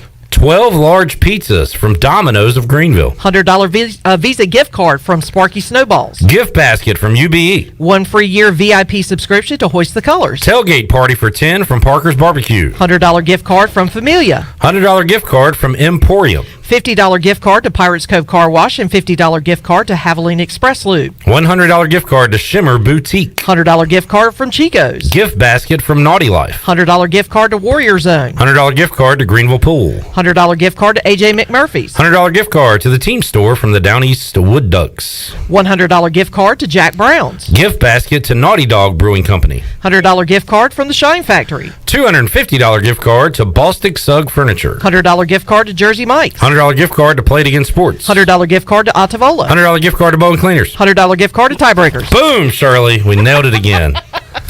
Well done. All right, Karen, anything out of that list that you really want this holiday season? Gosh, the Visa gift cards or the UBE gift baskets, Okay. Car Wash, Shimmer Boutique, anything. They All right. all sound great. Good deal. All right, so what we'll do, we'll have Shirley open the chest, pick out a number. The number will correlate to a prize on the sheet I'm holding here. And we will find out what you have won right about now. What do we got, Shirley?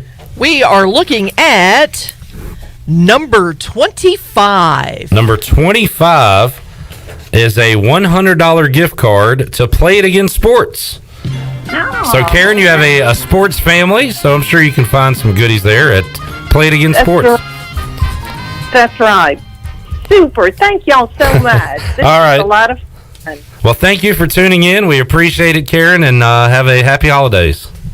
Thank you. Thank you all. All righty. There's Karen Gagnon, and pretty cool, the mother of Taylor Gagnon, former Pirate. How cool is that? Yeah, joining us. I'll have to get Taylor on the show, talk some hoops with him. So Karen is our third winner, the $100 gift card to Play It Again Sports, and she joins Steve Hill, who won the Clean Eats gift card, and Pirate Al, who won the Cornhole board set, and 2 cases of Bud Light. 3 winners. We'll have a 4th coming up in our next hour here on Pirate Radio Live. Shirley, let's get another timeout in, and when we come back, we will hear from Joe Dooley, Jaden Gardner, and Noah Farrakhan talk more Pirate hoops when we return on Pirate Radio Live. Back with you after this.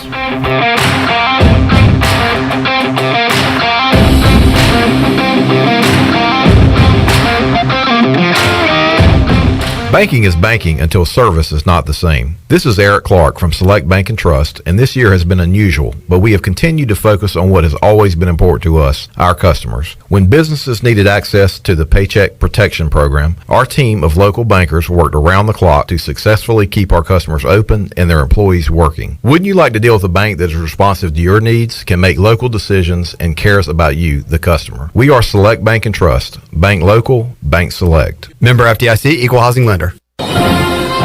This just in, the holidays are not canceled. Now, back to you. Thanks, Shirley. With the holidays approaching, it is time to plan those special end-of-the-year get-togethers with friends and coworkers at Emporium. Explore your pour at Emporium, Greenville's favorite place for private events. Emporium offers 52 self-pour taps, plus a nice selection of wine and champagne on tap as well. Book today by calling 565-8773 or visit Emporium.com and follow them on Instagram and Facebook. Emporium, Dickinson Avenue, downtown Greenville. We're midway through bath time, and 2 medium, 2-topping Domino's pizzas for $5.99 each have begun their drive to the Smith's front door. That's a GPS-enabled custom delivery alert, folks. The newest improvement to the Domino's tracker, saying Domino's will be there in 2 minutes. They're calling it audible. Bath time's now rinse time. They've got 1 kid dry, 2 kids dry. The pizzas are here. They made it to the door. The kids are clean enough. The new Domino's tracker with GPS worked again. 2-item minimum. Pan pizza will be extra. Ask for this limited time offer. Prices, participation, delivery area, and charges may vary. Hi, this is Luke Kuechly. Last season, I was captain on defense. This season, since so many of us will be watching football from home, I'm football watching with Pepsi. And you know me, I pour everything I've got into it. All right, football watchers, let's do this. Opening click-offs. Here we go. Click on, click off. Click on, click off. Stretch that thumb. You can't have finger fatigue bringing you down in the postseason. Nice job. And my favorite, second half sip-offs.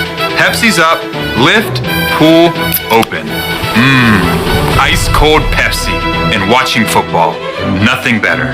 It's not game day without a delicious, refreshing Pepsi, the official soft drink of the National Football League. Head to your nearest retailer, grab your Pepsi before kickoff, then sit back, relax, and cheer on your favorite team. Pepsi, made for football watching. 2020 certainly hasn't been the year many of us were hoping for, but one thing has stayed the same. I'm Tim Sutton with Greenville Auto World, and our commitment to our customers has never wavered. Let Greenville Auto World show you how easy it is to buy a quality used car in Greenville. We believe in fair prices, superior service, and treating customers right leads to satisfied repeat buyers. Your vehicle is a big investment, and our customers trust us to keep them up and running with outstanding service and value. We're Greenville Auto World, across from Hardee's at Bells Fork. The Rick House is Eastern North Carolina's premier American-styled restaurant and bar. Join us at the Rick House for mouth-watering steaks and the best burgers around. Check out the spicy mahi risotto or the bourbon pecan salmon. Wednesday night is date night. 2 salads, an appetizer, a bottle of wine, 2 entrees, and a dessert for just $55. Thursday is ladies' night with $5 martinis and special apps. The Rick House, American Provisions and Spirits, 710 Red Banks Road beside the bowling alley in Greenville. The Rick House. Hey Pirate Nation, this is proud ECU graduate and former baseball player Brandon Manning inviting you to join my team at Farm Bureau Insurance. Right now, during hurricane season, is a good time to review your coverage with a local trusted agent like me. I will make myself available before or after business hours, and my clients always have my cell phone number if they need anything. From home, auto, or life, give me a call today and let's talk about your insurance coverage and about the Pirates. Call 531-1812 and go Pirates! Pirate Radio. You know, East Carolina deserves to go to Omaha. People should be worried about us. We're going to be really good, and I'm not afraid to say it on record. The voice of the Pirate Nation.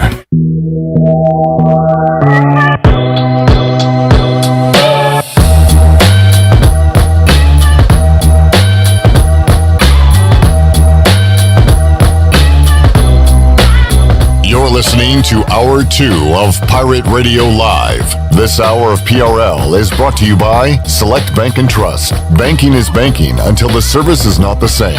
Wouldn't you like to deal with a bank that is responsive to your needs, can make local decisions, and cares about you, the customer? Try Select Bank and Trust. Bank local. Bank select. SelectBank.com. Now, back to the show. Welcome back. Villa Verde on 10th Street and Villa Verde Dos by the hospital are open for you, serving unique and healthy dishes from the Dominican Republic.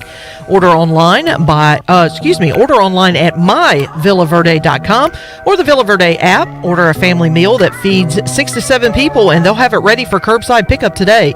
Whether it's dine-in or takeout, Villa Verde is a platform for good. Now let's head back in to Pirate Radio Live. Here's your host, Clip Rock. All right, back with you on Pirate Radio Live. Right now, the Steelers are driving, and they have a 9-7 lead over Baltimore with about 6 minutes left to go. in the first half as Ben Roethlisberger hits Benny Snell for a first down in the red zone, and they will have it inside the 10. So it'll be first and goal Steelers. Texas with a big run, and the run gets bigger. They are now up 27-17 over North Carolina with 7:22 left to go in the first half.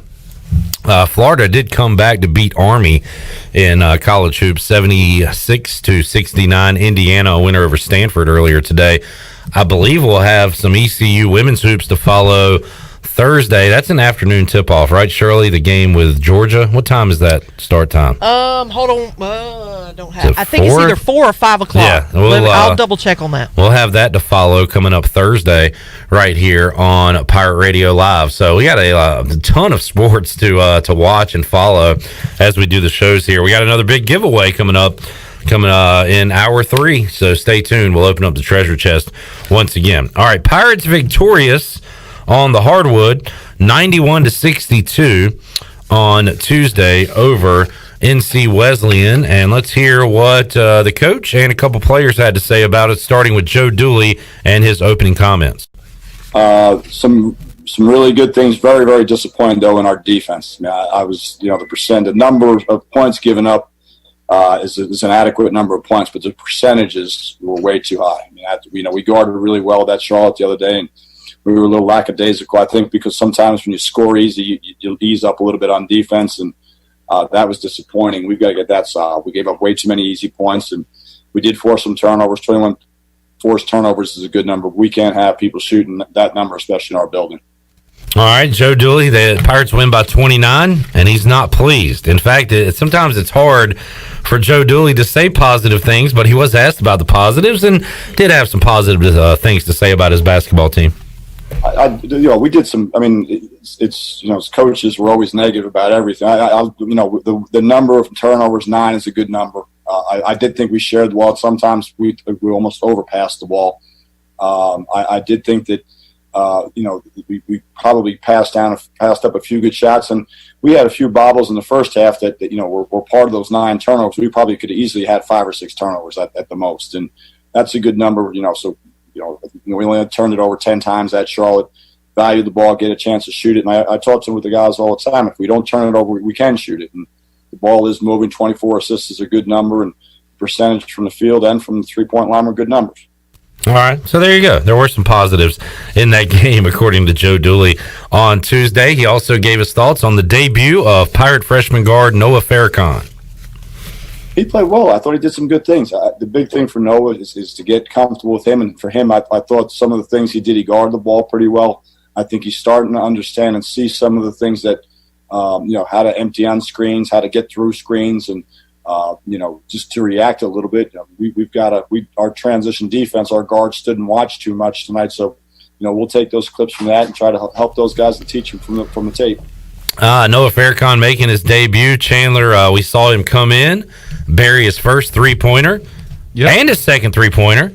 Yeah. And I thought he wasn't going to miss a shot during his ECU career, but missed a couple after that. But good to see him in the lineup, and I think a very, very small taste of what's to come from Noah Farrakhan. Oh, no doubt about it, Clip. The Pirates struggled from 3 to start the season off in Charlotte, and when you have a guy like Noah Farrakhan who can come into the game and knock down threes, I feel like that's contagious. I feel like once one guy can get in and start making threes, maybe other guys can start making threes. And Batumba Baruti, the 5 spot, he can knock down some threes. So but it's great to have Noah Farrakhan on the basketball team here at ECU, and look forward to his talents on the court for years to come, hopefully. Joe Dooley was asked about the empty arena and everything that goes on in today's college basketball that he hasn't had to deal with in the past, and here was his response to that. It'll probably take a little bit. The one thing it doesn't do is it doesn't change your depth perception. I mean, that's that. So you get into these arenas, and so that sometimes it's a little bit different. Charlotte blacked out some of the upper deck the other day. They had curtains, so it didn't look as empty, to tell you the truth. I don't know that but you're not really focused. Once you start playing, you're really not focused on all that other stuff, to tell you the truth. You're not worried with there's crowd or there's no band. I think the big thing is really just focus on playing. I thought our guys' energy on the bench was good, supporting each other, and we'll just keep playing it by ear. Chandler, one thing I saw in the game against Charlotte, I saw the bench chanting defense, clap, clap, defense, and I was looking for it yesterday, and you said you heard it when you were listening to it on the radio. You could hear the Pirate players chanting defense as if they were fans or cheerleaders, and I think that's cool. I mean, it shows that they're into the game, and I don't know if it helps the guys on the court, but gives the arena some type of atmosphere at least. Yeah, and, if they want energy, they have to create their own. Yeah. And that's what they're doing. And I'm like you, Clip. We were sitting here watching it during PRL yesterday and really didn't see them doing it. But on my way home, I was listening to Jeff and Seymour, who you just talked to earlier in the show. And all of a sudden I hear, defense. And I'm like, wait a minute. And then I go, oh, it's the bench. And I remember in the Charlotte game that they had done that as well. But I like that. I like the energy that they're creating. And with no fans in the month of December, at least, they're going to have to do some more of that. Radford is next, hopefully, on the schedule. We've seen the cancellations, the postponements across all the sports, but as of right now, that's the next scheduled game for the Pirates, and Joe Dooley gave his thoughts on the Highlanders. Very well coached. They unfortunately for them, they got hit with the grad transfer bug. Lost a really good player. Their guards are young. They've got 2 double-figure scores. Had a chance to win at James Madison the other day. Had a struggle with Norfolk State. I thought they played really well, especially towards probably about the first 30 minutes against Virginia Tech. It was a dogfight against Virginia Tech. So, we've already started to prepare for them. We've got to get our defense lined up because they can push the ball in transition and score.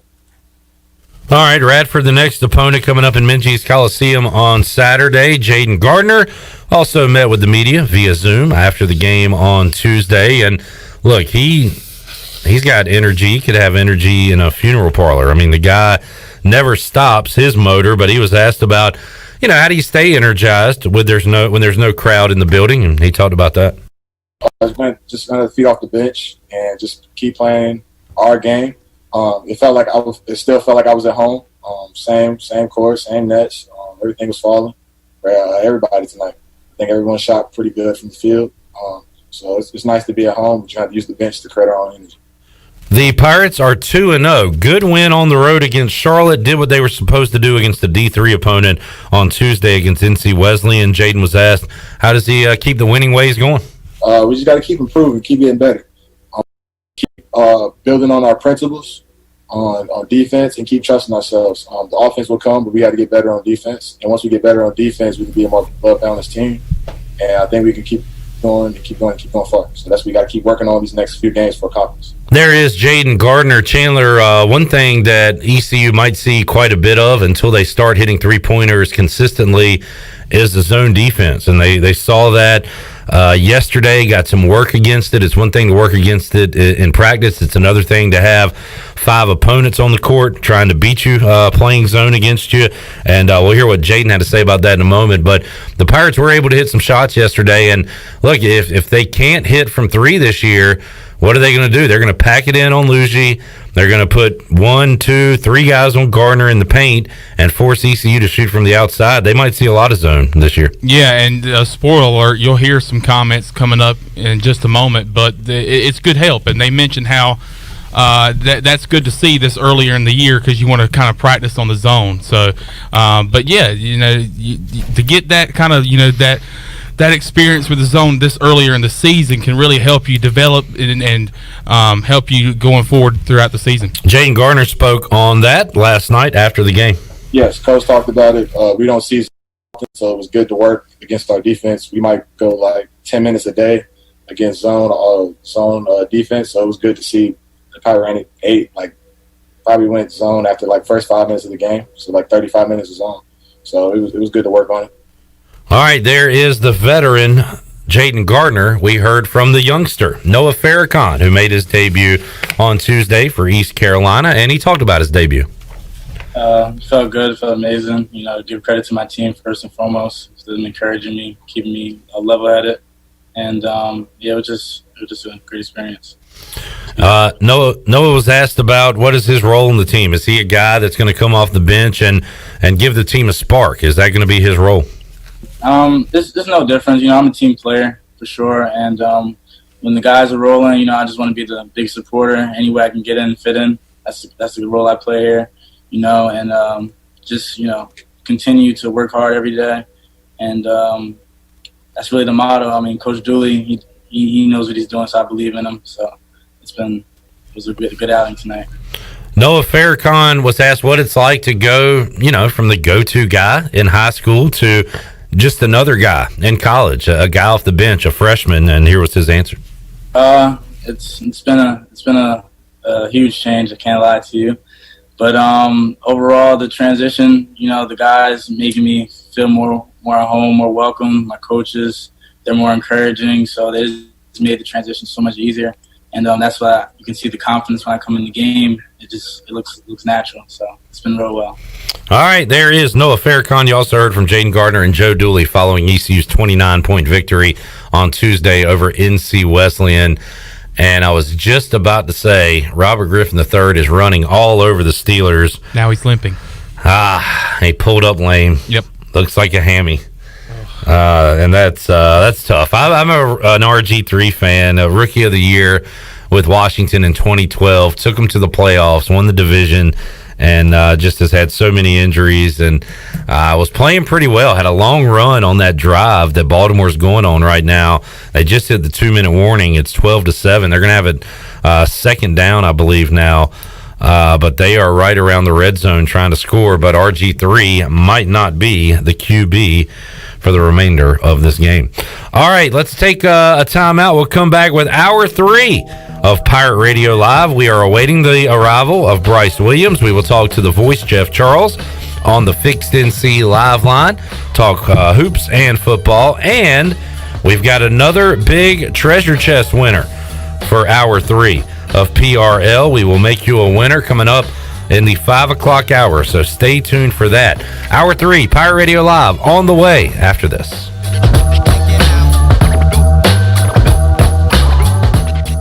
Get your ice cold Bud Light Seltzer here. Even though you can't go to the game, doesn't mean the game can't be brought to you now here.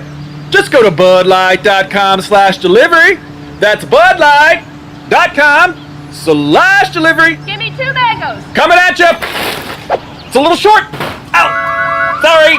You know what? I'm just going to walk them over to you.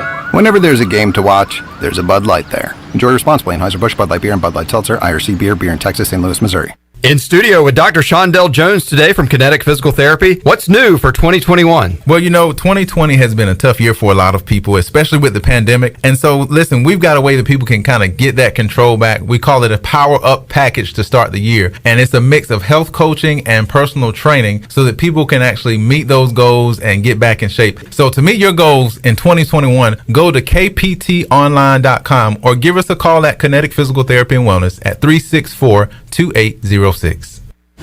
You've seen it on TV, and now you can experience it for yourself. Introducing the Warrior Zone, Greenville's first and ever only Ninja Warrior training facility. This is John from the Warrior Zone, where community, fun, and fitness collide. We offer weekly ninja training classes, memberships, one-on-one coaching, competition teams, and open gym. Not a ninja? No problem. We work with everyone and want people to feel encouraged when they leave Warrior Zone. Make your life better with Ninja Fun at the Warrior Zone. Old Tall Road, next to Plant and See at warriorzone.ninja. For the latest from the world of golf, tune in every Saturday morning from 8 to 10 for the Golf Shop Radio Show, presented by GolfKnickers.com, the world's leader in traditional golf apparel. Hosts Mark Greenhelge and Matt Blanchard talk golf from tee to green and everything in between. If you like golf, you're going to love Golf Shop Radio. Before you tee up, drop on in. Welcome to the Golf Shop. Let us help you get back to business. This is Donald Stocks and Justin Judge of PIP of Eastern North Carolina. We're ready to assist your business with branded PPE. Would you like face masks with your logo? We can do that. Plus custom social distancing signage. Now is the time to ramp up your marketing efforts. Whether it's cutting edge, contactless, touchless marketing, or traditional direct mail, we can do it all. We are PIP of Eastern North Carolina. Did you know your small change can make a difference? The next time you visit McDonald's, please consider rounding up for the Ronald McDonald House. Your change adds up and can help many folks in Eastern North Carolina. Just $10 can provide a free night stay for families with sick children here in Eastern North Carolina and across the state. Just ask your cashier at checkout or choose to round up for RMHC when ordering through the McDonald's app. Thank you for visiting your local McDonald's owned by Dixon Foods and for your support of the Ronald McDonald House of Eastern North Carolina. Here with Mike Mullis from Fixed NC. And Mike, you were telling me the other day, people ask you all the time, I didn't know you did that. What does that mean? You know, anything that involves property damage repair, call us first. If it's your crawl space, you've got interior humidity issues, a water loss, your ice maker line breaks, obviously fire and smoke, everybody knows we do those. But anything that involves interior or exterior property damage, we're your repair experts. Mike, how can everybody get in touch with you? 252-999-0001 or fixednc.com. The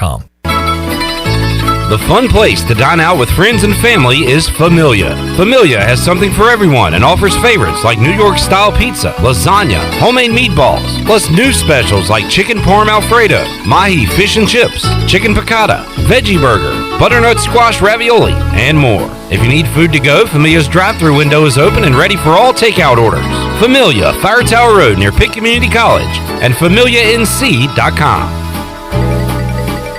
This is Pirate Radio, WGHB Farmville, 1250 and 92.7 FM Greenville, WDLX Washington, 930 and 104.1 FM Washington.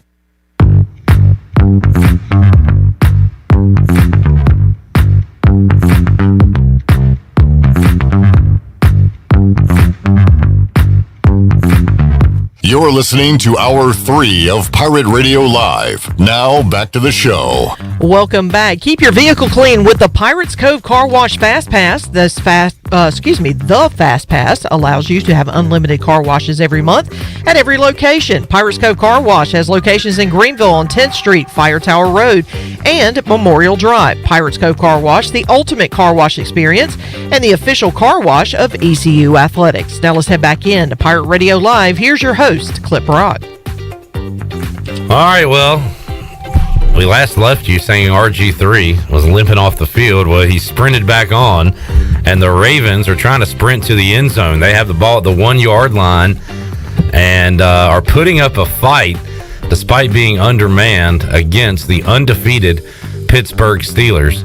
And 24 seconds left to go until halftime. Right now, the Steelers lead it 12-7. All right, we got Bryce Williams joining us in the studio. What's up, Bryce? How you doing? Good to see you again. Yeah, it's been a while. I know. We missed you. Looking sharp.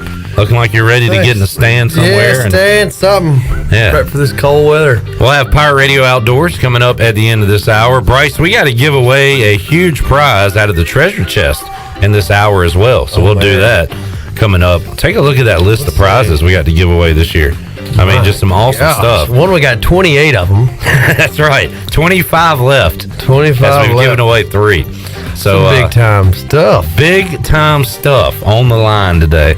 We got Jeff Charles coming up in just a little bit. We're talking a lot of Pirate football, Pirate hoops, and more with Jeff Charles, Bryce Williams, and the rest of the crew here on Pirate Radio Live. We're back with you after this.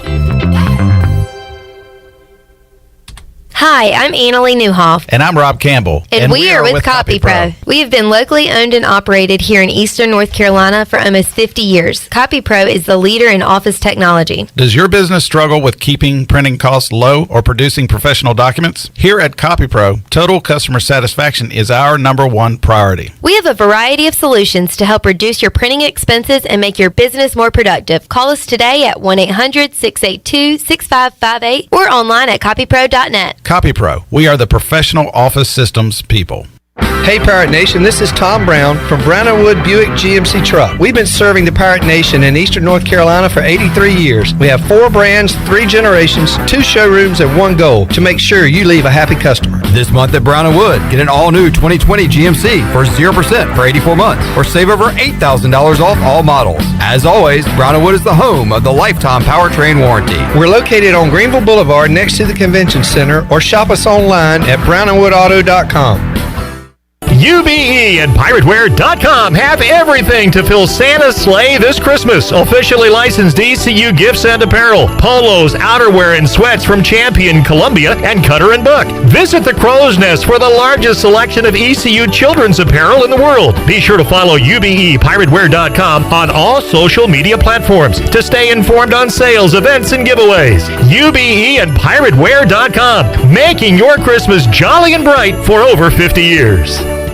While other folks come and go, Greenville Pool and Supply has been your local pool store in Greenville and Eastern North Carolina for over 40 years. Are you finding yourself spending more time at home than ever before? If so, turn your backyard into a vacation destination. Greenville Pool has pools for any size backyard. Choose from the very popular fiberglass, classic vinyl, or custom concrete. If you order your pool now, it can be in by this spring. If you're ready for a pool, contact the pros at Greenville Pool and Supply.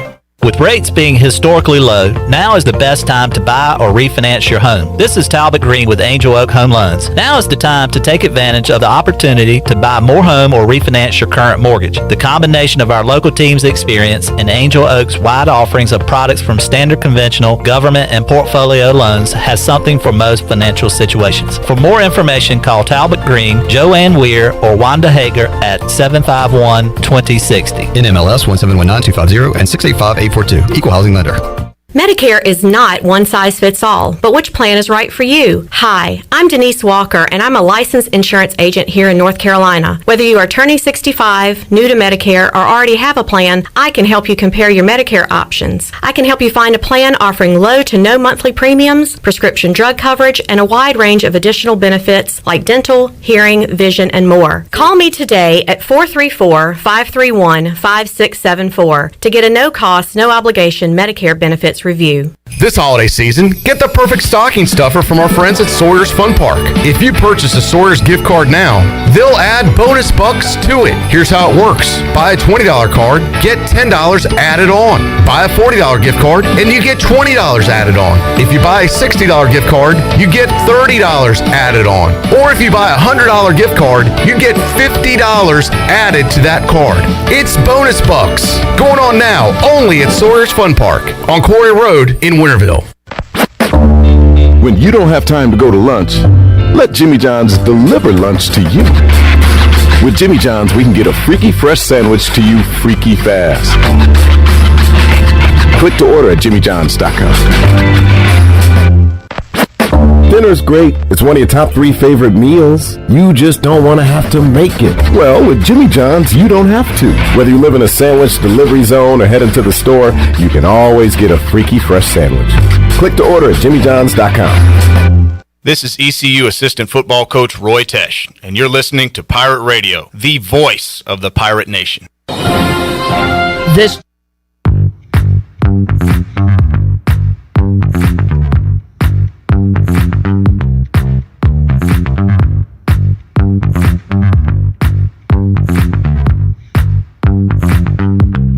You're listening to Hour 3 of Pirate Radio Live. Now, back to the show. Welcome back to the show. Taking a look at your stock market report for today. The Dow was up 59 points. It closed at 29,883. The NASDAQ slipped 5 and finished at 12,349. The S&P is up 6 points at 3,669.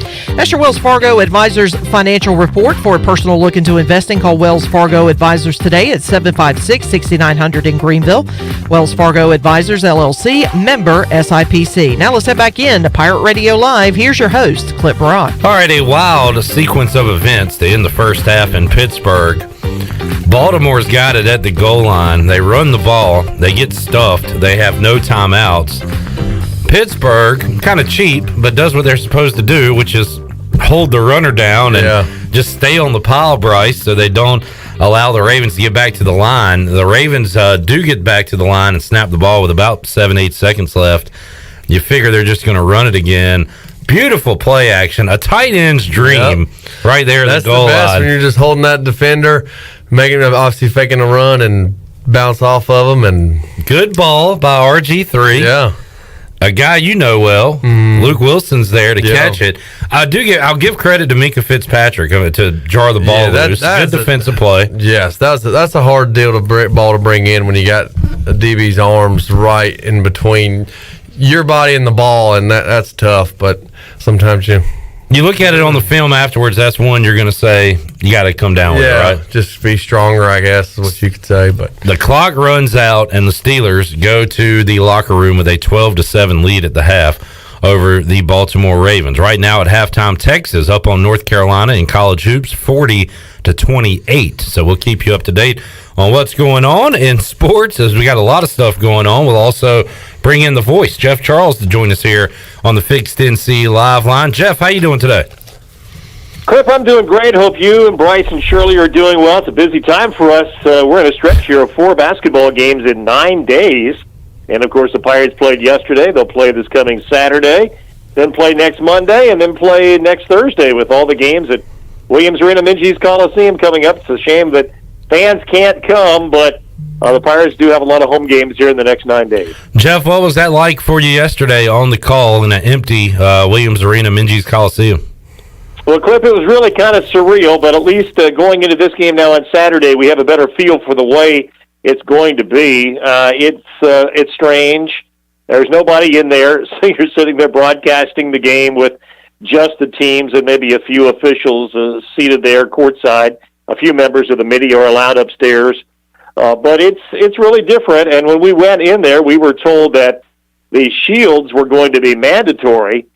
So we all put those on, and then Ryan Robinson came by just a few minutes before airtime and said to me, he said, you don't have to wear that shield if you are willing to be surrounded by this plexiglass. And I said, yeah, I'll trade the shield for the plexiglass anytime. So he brought out, and some of the staff members brought out these plexiglass panels and kind of set them around where I was sitting, and then I did not have to wear the shield or the mask, which that was going to be difficult to do, to try and broadcast a game and be on the air for 2.5 to 3 hours with one of those things on. So, it worked out okay for us, and Cy continued to wear the shield most of the day when he was broadcasting the game with me, and Corey Glore actually was our on-site engineer. He had the shield on as well.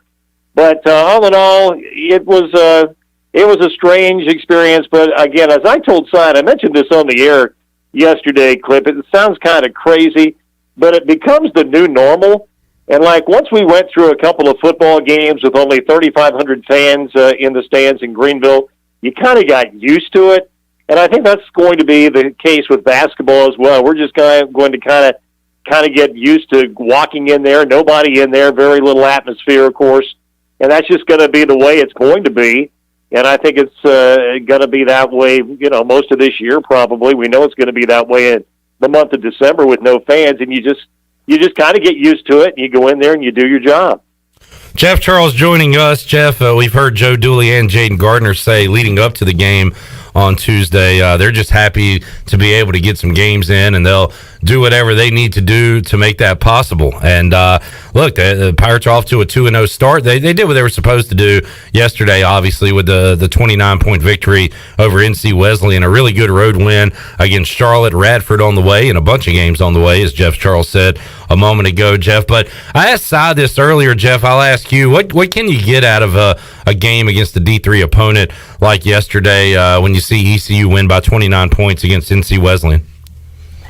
Well, I think this early in the season, Cliff, you're trying to define roles for guys, and even though these guys have all come back from last year as a very veteran team, it's still a new year, and so you have to find the way to put guys in the rotation and what they're going to do best.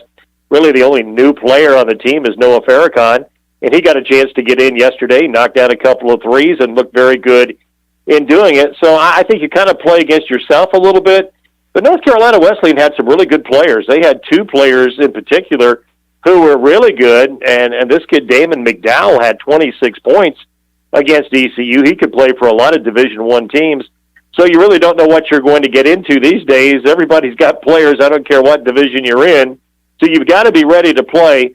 But for the Pirates, I think they wanted to get a lot of guys in the game yesterday, and, of course, they were able to do that and get the minutes distributed. And you just want to work on the things that you don't feel you've been doing well in practice or in that first game against Charlotte. And even though North Carolina Wesleyan only scored 62 points, Joe Dooley was not pleased with his defense because they did come in here and shoot 49%, which is really good. So I think today they went back to the drawing board trying to clean up some things defensively. And then, as we all know, we've been talking about this now for a while, the Pirates have had trouble shooting the 3-ball. And yesterday they got off to a slow start, and it was kind of like, well, here we go again. They're not going to make any threes. And then they got hot. I mentioned Farrakhan. He hit 2 threes early, kind of started the Pirates off on a good note then after that, shooting threes. And they ended up shooting 39% from the arc. So that was a positive. So I think you just kind of work on the things that you feel like you need to work on. And that's what they did yesterday and got that victory. And Clip, we talked about it before and talked about it this week. And on our pregame show, there was a time North Carolina Wesleyan, as a Division III team, came into Greenville and beat the Pirates in 1989. So you can never take any game for granted. There you go. Enjoy the W. Pirates are 2-0 to start the basketball season. Jeff, a moment ago, we were talking to Bryce during the break, Bryce, and it was kind of tongue-in-cheek. And as a former football player, you know you can't go out there and roll up 52 points every week. It just doesn't happen. But you did kind of say, hey, why can't we do what we did on Saturday every week and put up those points? And Bryce, we'll start with you. How about that offensive performance there in the first half for ECU? Putting up 45 points against SMU on Saturday. Yeah, that's very impressive there. That's for sure. I mean, it'd have been really something if you could do that in the second half as well and have throw up 90 points. But yeah, I mean, what an unbelievable performance. You know, the whole game, but to start off to go into halftime 45-7. My goodness, that's unreal. And like I've say each week, I know we can do it. I keep referencing the past two. Last year's game was Cincinnati and SMU, and we played well against SMU this year again. So, it's like we know we got it, but man, you don't expect 52 points, but you expect that level of play each week. Jeff, you saw it happen all in front of you, and we've kind of talked about it this week. What if Luke Larson punts the ball away? What if he doesn't get enough yards on that fake punt? How much did that kind of spark everything we saw transpire there in the first half? Well, I think it sparked a lot, Clip, and it was fun to watch, too. That guy's a big guy. He's 6'3", 230 pounds, and he was kind of rambling down the field, and then he had a lot of open daylight, so it was a great play call. When he got the snap and he started running with the ball and it was apparent he was going to run, it looked like for sure he was going to get the first down. So Mike Houston said after the game, we've had that play tucked away for quite some time, and we just had to have the right opportunity to use it, and they were able to use it. And then, of course, as we know, it was kind of a springboard into what happened. And, Clip, I think that first half East Carolina played, we talk about all the points, but defensively only giving up 7 points as well to that high-powered SMU attack. Of all the games I've done as far as a half of football is concerned, that's about as good as any half I have ever seen East Carolina play. And it was just one of those days where the offense was clicking, the defense was flying around, and they were playing great, and they really stymied that high-powered SMU offense in the first half. Special teams played well. It was just a complete effort, and it was really good to see. Talking to the voice, Jeff Charles, on the Fixed NC Live line. Bryce Williams here inside the Pirate Radio studios. We've been waiting for that signature win from Mike Houston, Jeff, and he's had some close calls with Cincinnati and SMU last year, like Bryce was talking about, Tulsa earlier this year, and finally got, I don't know if there was a monkey on the back, but needed that signature win, needed that program win for him in year 2 as the ECU head coach, and I know he had to be feeling good after the game on Saturday, Jeff. Well, no doubt about that, Clip. Any win for this program at this point is a good win. Let's face it, the way ECU football has struggled these last 5 years, anytime you can put a W on the board, it's a good deal. But, again, we talk a lot about cultures, and we talk about things changing and seeing the warm turn, if you will, with this program. And I think you can really see that. Even during the losses this year, I felt good that the program was on the right track. And I still feel that way. I'm excited about next year because all of these guys, virtually every one of them is coming back to play. Most of these seniors are all going to come back and play next year. Sure, you'll have probably a couple of guys transfer out or a couple of guys will give up football or what happens in that area. But still, you've got just about everybody coming back for this football team next year. So, this was one of those years when you look at the opponents East Carolina played, Clip, there were a lot of veteran teams that Pirates played against this year, a lot of teams with a lot of seniors, and programs that had been used to winning. And East Carolina took its best shot from a lot of these teams. I think next year the Pirates are going to maybe not be one of the more experienced teams in the league, but they are going to be a lot more experienced, and some of these other teams are probably going to be recycling a little bit and losing a lot of really key players. So the future bodes very bright for East Carolina football, I feel, and we're really excited about the way that defensive line matured, and all of those kids are coming back. They've got a lot of depth there now, and you've got the linebackers coming back. You've got the secondary coming back. And the next thing is, we've talked before, Clip, on your show, they've got to get that offensive line fixed, and they're going to bring in at least 6 offensive linemen, and some ready-made guys are going to come in here next year that are going to be transfers, 4-year transfers, guys from the portal or junior college players who are ready to play. And so I think that's where we'll see, as far as the positions are concerned, the most new faces, and the Pirates need some more players in that offensive line. So if they can get that fixed, everything else looks really strong going into next year. And, one would think that in Mike Houston's 3rd year that perhaps this thing could turn just a bit and the Pirates could have a good season. Jeff Charles joining us. Going to be another tough conference slate, obviously. And, Jeff, the non-conference slate looks pretty good as well as far as challenging opponents. When you look at Appalachian State, that game to be played in Charlotte. You got Marshall and Huntington, and intrigued by South Carolina, who's going to have a new head coach rolling into Dowdy-Ficklin Stadium. If they roll into Dowdy-Ficklin Stadium, Jeff, we've been waiting on the Gamecocks to come to Greenville for a long time now, almost a decade, right? Yeah, it has been a long time in coming. I remember the last time they were here.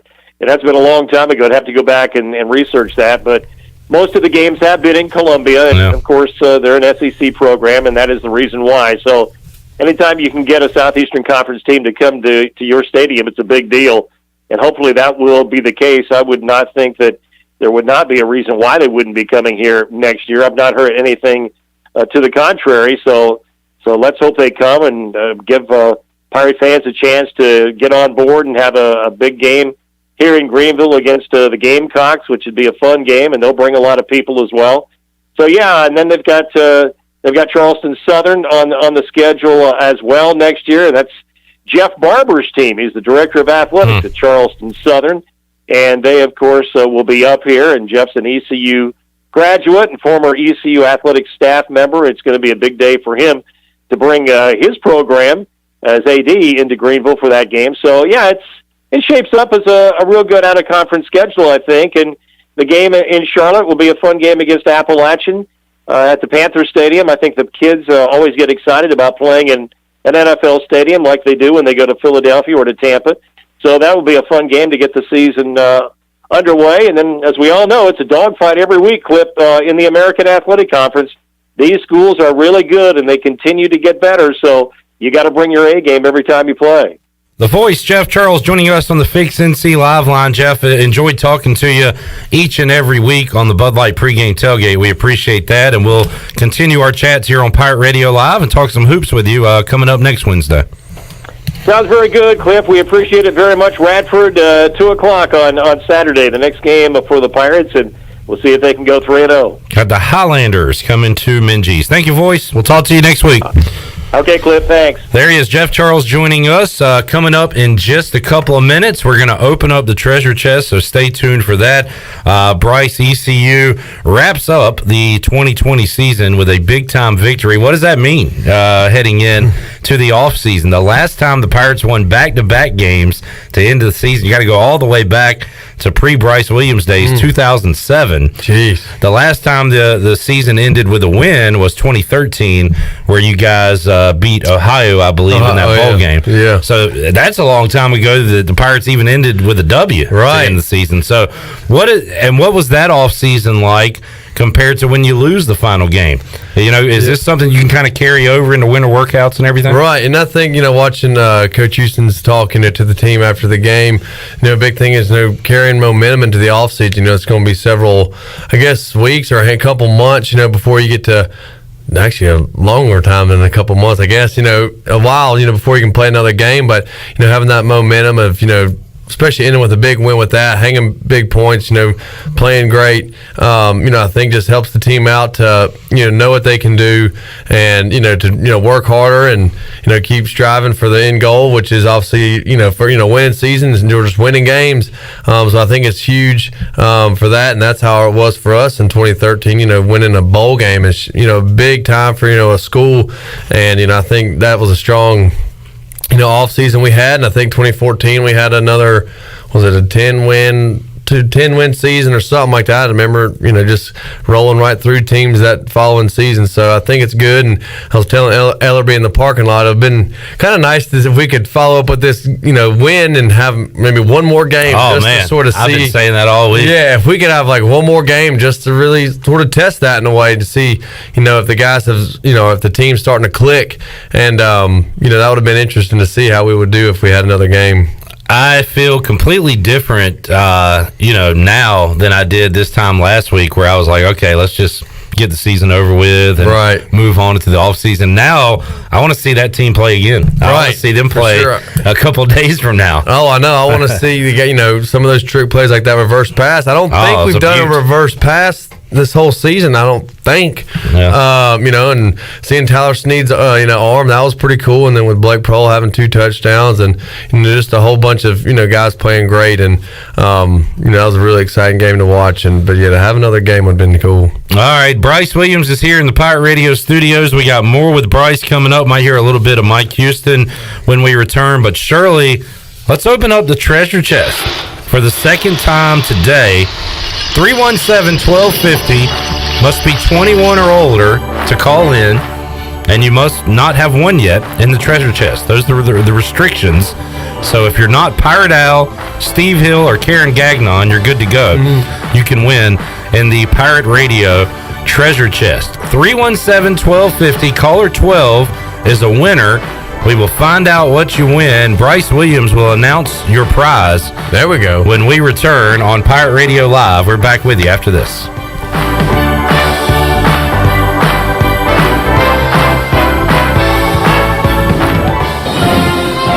This just in, the holidays are not canceled. Now, back to you. Thanks, Shirley. With the holidays approaching, it is time to plan those special end-of-the-year get-togethers with friends and coworkers at Emporium. Explore your pour at Emporium, Greenville's favorite place for private events. Emporium offers 52 self-pour taps, plus a nice selection of wine and champagne on tap as well. Book today by calling 565-8773 or visit Emporium.com and follow them on Instagram and Facebook. Emporium, Dickinson Avenue, downtown Greenville.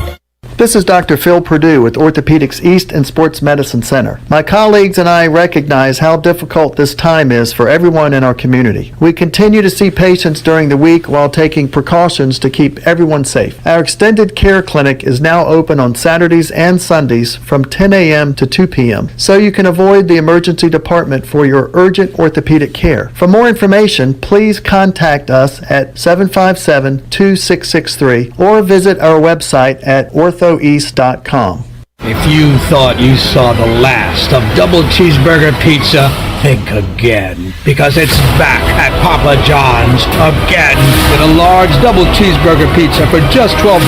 Better ingredients, better pizza, Papa John's. Hey, Pirate fans, order the new double cheeseburger pizza for only $12. The new cheeseburger pizza is an MVP move for game day or any day. Place your order online at papajohns.com and sign up for Papa Rewards. Papa John's, the official pizza of the ECU Pirates. If you are push mowing your yard using an inefficient lawn tractor, or your current zero-turn spends more time in the shop than mowing your grass, it's time you look at a Hustler zero-turn lawnmower. Residential mowers from Hustler are built like tanks and drive like sports cars. All Hustler mowers have fabricated, welded steel decks. Don't settle on cheap units with flimsy stamped decks from big box stores. Come see Ron Ayers Motorsports. It will guide you to the right mower for your property and your budget. Find us at Ron Ayers Motorsports, Highway 11 north of the airport in Greenville. The busiest travel days of the year will soon be here. What better way to arrive at Grandma's house, or any house, than in a beautiful new vehicle? Phelps Chevrolet in Greenville. The new models are a feast for the eyes, and as comfortable as mashed potatoes and apple pie. And comfortable is the way you feel each and every time you visit our dealership. Come in and get you one. Phelps Chevrolet in Greenville. Come in and see our holiday savings. You'll drive home satisfied. This is Stephen Igo, publisher of HoistTheColors.net. Recruiting is the lifeblood of any college sports program, and no one devotes more coverage to the future of ECU athletics than Hoist the Colors. Want to know who's going to be the next Holton Ahlers or Jaden Gardner? We've got all the inside scoop on the Pirates' most talented recruits and top targets 24/7. Sign up now and get your first month of coverage for a single $1. HoistTheColors.net, the most reliable reporting on ECU athletics. The time is now to celebrate your holiday fiesta at Chico's Mexican Restaurant in downtown Greenville. Chico's is the perfect place to get all your dear amigos together for some Mexican food and fun this holiday fiesta season. Call Chico's now to make a reservation for any large or small fiesta with all of your amigos. Also, remember to put a smile on your amigos' faces this holiday season with the perfect gift, a Chico's gift card. Chico's Mexican Restaurant in downtown Greenville. Happy holidays from Chico's. UBE and PirateWear.com have everything to fill Santa's sleigh this Christmas. Officially licensed ECU gifts and apparel, polos, outerwear, and sweats from Champion, Columbia, and Cutter & Buck. Visit the Crow's Nest for the largest selection of ECU children's apparel in the world. Be sure to follow UBE PirateWear.com on all social media platforms to stay informed on sales, events, and giveaways. UBE and PirateWear.com, making your Christmas jolly and bright for over 50 years. Hi, this is Morgan Ahlers, and you're listening to Pirate Radio, the voice of the Pirate Nation.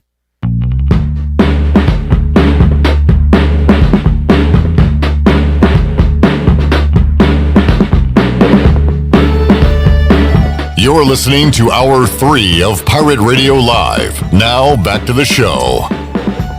Welcome back. Live well, move more, and hurt less with Kinetic Physical Therapy. If you're recovering from an injury, getting back into sports, dealing with everyday pain or fatigue, the Kinetic Physical Therapy can help you get back on track and live well. Kinetic has national certified therapists for physical, occupational, speech, and massage therapy, all in a state-of-the-art facility on Arlington Boulevard in Greenville.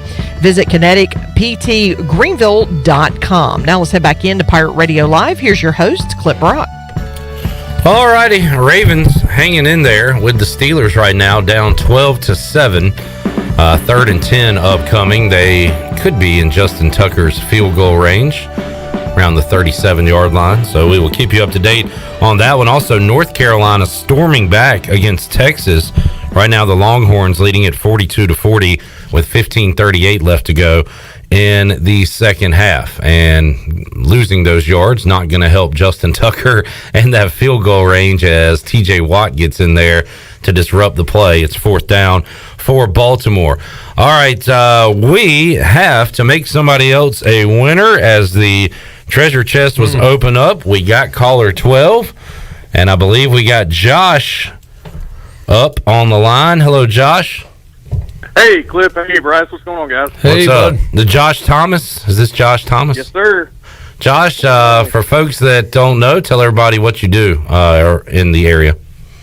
Well, I work for a local utility contractor, big time Pirate fan, and actually a member of the megaphone crew out in the jungle.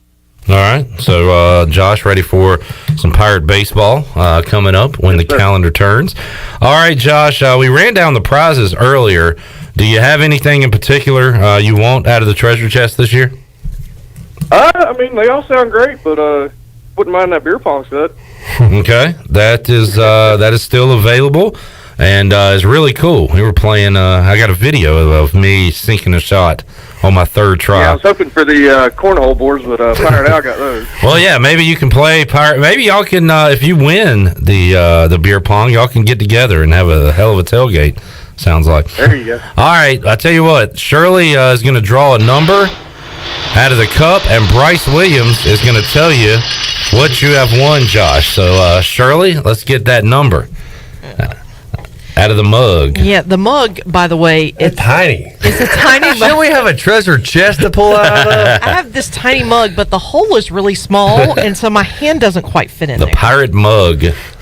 All right. What'd you get out of that mug? Number 28. Oh, wow. What do we got there, Bryce? All right, Josh, you got to take me on a date. So you want a $100 gift card to Tiebreakers. All right. I'll take that. Sounds good. Sounds like a winner. Right on. A lot of good food at Tiebreakers. A lot of good beverages there as well. Yes. So a lot of options there for you, Josh.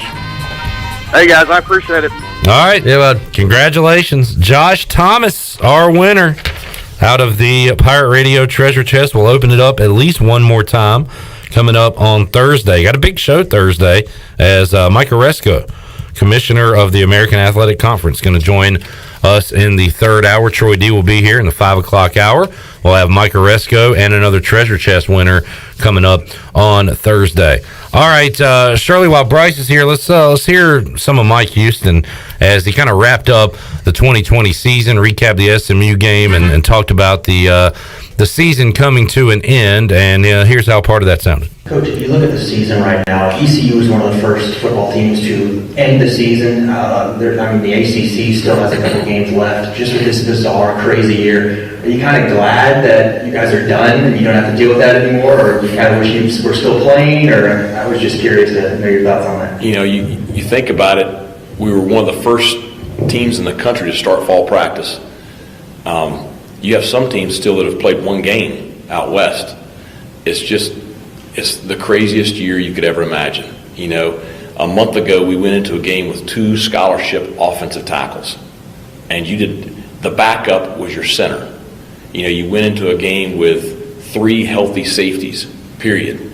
And, you know, the combination of injuries and COVID, you wondered if you were going to be able to play your schedule you had in front of you. You know, today we're a fairly healthy team. You know, there's no way to predict the future. There's no way to predict that we were going to get all the games in as we got them in. I mean, you know, the Temple was touch and go. You know, so there's some relief in that we played all the games on our schedule. The way you're playing right now, heck yeah, you'd love to play another game. You know, the way we're playing coming out of that game Saturday.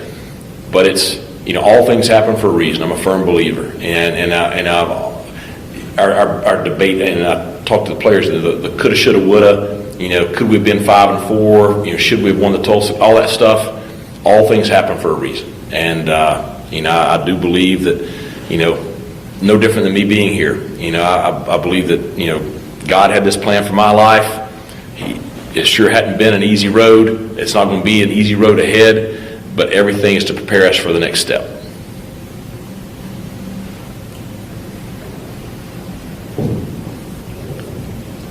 You talked a little bit about the seniors earlier, but I want to ask specifically about, you know, Jake Verity and John Young. Do you know kind of what they're thinking right now? And obviously, I don't think Jake ended the year maybe how he wanted to. And what did you see maybe with some of the blocks and misses down the stretch?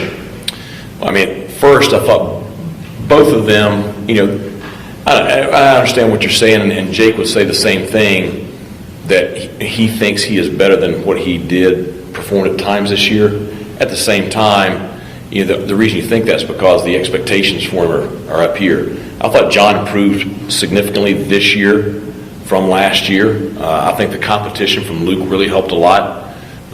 You know, I've had discussions with both of them. I think, you know, both of them, you know, want to return. I think, you know, we're still, you know, talking through a couple of things and don't want to get too deep into anybody's stuff, but, you know, I feel good about both of them. I feel good about that room. You know, reasons why we did have some blocks, you know, is a combination of things. You know, I think that a couple of kicks, you know, maybe did not have enough trajectory on them. A couple of kicks had some penetration in the A gap, and just it's a combination. It wasn't just one specific thing. We worked very, very hard at it. I do think we did a much better job Saturday with protection. And Jake would give anything to have had the kickback that he missed. But what I do know is, you know, it's something where he has had a great career here. I know he wants to end it on a really high note, and has a lot of devotion to East Carolina University. So I kind of think that's where we are there.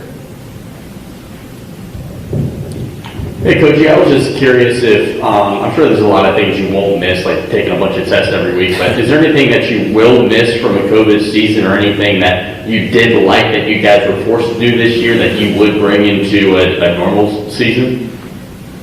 I don't know. I don't know how much positivity there is about very much about anything we did, just because the COVID protocols took away so much of the in-person factors, whether it's recruiting or the pirate walk or the way we meet as a team. And I'm a big relationship guy. I think that recruits, for example. I want to get to know our recruits very, very well before they sign with us to make sure that they're a right fit. And I'm big on face-to-face, in-person. That's how you get to know people. And so we've had to adjust to doing things virtually. I guess the only positive thing that I would take moving forward would be the virtual stuff. That you can accomplish a lot of things virtually that you didn't know that you could in the past. I mean, I feel like I'm an expert on Microsoft Teams and Zoom and all these other kind of platforms, and I didn't know what they were a year ago. So that's probably the biggest positive that we can take away. The rest of it, I wished I didn't have to have another PCR test ever, but I know that they're coming back in January to poke me. So, all right, the tests are returning, unfortunately. Once winter workouts and everything begins with the ECU football team. Bryce, one thing that this year gave is an opportunity for players to return, even if they were a senior. And we're going to have like a Bruce Bivens potentially returning, and he talked about Jake Verity there and John Young and those guys.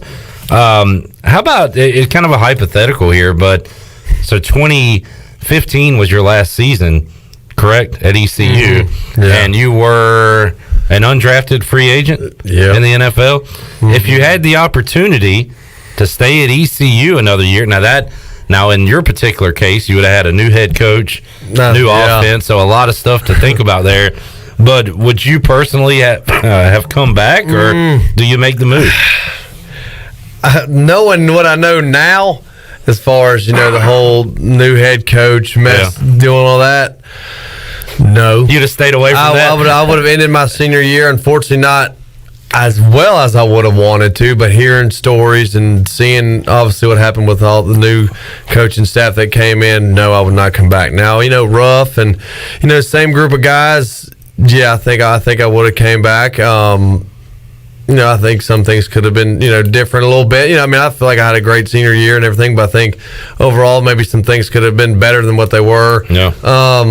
I probably would come back. I tell you, I miss East Carolina. I miss ECU college football, more than I did, NFL because of, relationships and just school pride and just everything that, comes with, being a collegiate athlete and everything. So I would definitely come back. And if I was the seniors this year, I would hope they would. And like you said, that brings more confidence, with your play. And by the time you are a senior, you're pretty dang confident. So just getting that extra little niche of confidence can only help. So I would come back if I had the same, coach. Same staff, same guys around. Yeah. Yep.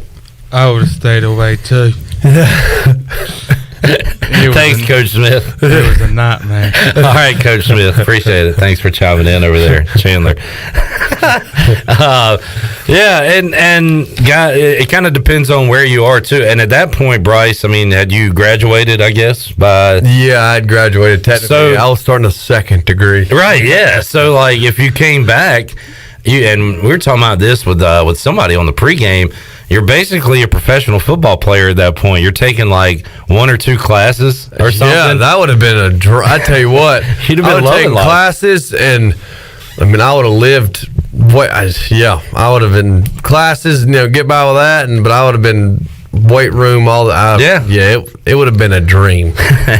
So that would have been easy for you there. Yeah. One more extra year, and hopefully, as Jeff Charles said, as Rick Smith has talked about a lot this year, we have played against some very veteran teams. Right. Next year, we should be that team, right? Right, yeah, that's what I was thinking about. Yeah. For sure, Jeff was totally right about that. And, thinking about our team now, we're super, still super young and new. But, after, playing a full season, hopefully we have a full spring ball, summer, fall camp. Everybody should be, clicking in all gears together. And, it should be good. I guess this will be, well, will this be Holton's, I guess, if it was normal? Will this be his red shirt? Because he's a junior now.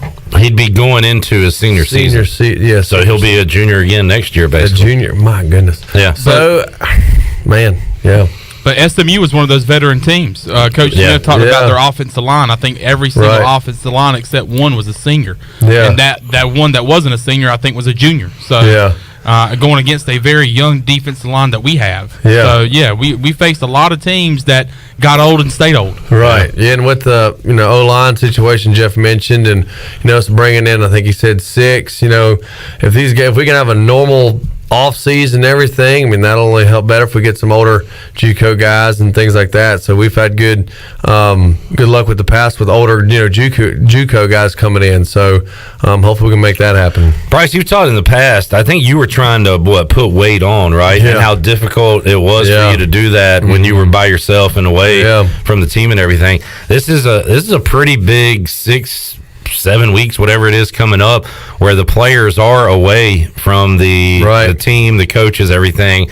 So what are they going to look like when they return? This is like you have to teach yourself, coach yourself, type of thing. Yeah, I mean, you hope they just hold themselves accountable. I mean, there's some, I guarantee there's going to be just a gut feeling, maybe of more majority of guys who probably just slack and oh man, this season, this year's been crap, and I'm ready just to relax and chill, and okay, take you a week, but I mean, continue to take you a week. Is that what you do? All right, I'm gonna relax and party a little bit for a week. And then you get back into and then it. Don't kill yourself, but let's take accountability for your for what you want to put out on the field next year, and don't have to kill yourself, but I mean, stay moving. If the guys can get together in the off season some sort, that would be great.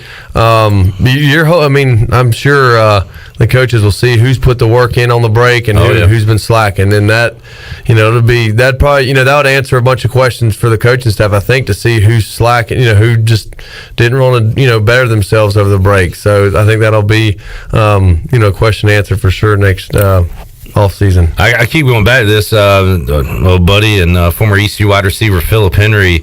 I asked him when he felt the turnaround from John Thompson to Skip Holtz happened, and was it a game? Was it a situation? And he said it was it was during the winter, like when they were together. Mm-hmm. And Shane Carden and that crew kind of said similar things, that look, we got to fix this. Nobody else is going to come in and fix this for us. We got to do it. And he said a lot of that happens during winter workouts when you got to be tough. Oh man, yeah. I remember the team rallying, without any coaches doing anything, and us all rallying together. And I mean, for me, winter and summer, I loved them because the team's grinding. You're doing things that it's not, it's tough, and mentally tough, physically, with the early rising and things like that, and you just got to get in that mindset, endure what's going on right now. There'll be light at the end of the tunnel with progress you've made for yourself personally and for the team, and hopefully these guys can just bust it this winter, and then spring, and then summer. So I think when guys go through struggles, I guess you could say, it just only makes them tighter. So hopefully for some big things this off season. And that's the time, Bryce, where the bond within the team starts too, right? In the off season, and in the culture of the team, it really starts to form in the off season, right? Yeah, for sure. I mean, you got guys, if you don't make, if a whole group, sometimes wouldn't make a time during, summer, condition and things like that, that whole group would, get punished and have to rerun. So, knowing I'm going to cross the line at the right time, without having to worry about you making me run again, only makes things better. So, having everybody count on one another to work hard. So, I think a lot of growing happened, in the winter and the summer and everything for sure. Got Bryce Williams here inside the Pirate Radio studios. Let's take another time out, Shirley. When we return, we will get our Pirate Radio Outdoors update, which we didn't have one last week because you weren't here, right? Oh, yeah. So we got 2 weeks worth of stuff to talk about, 2 weeks, hopefully. Yeah. All right. Yeah. Well, we'll see what Bryce has for us today. We will come back. That's on the way on Pirate Radio Live. We're back after this.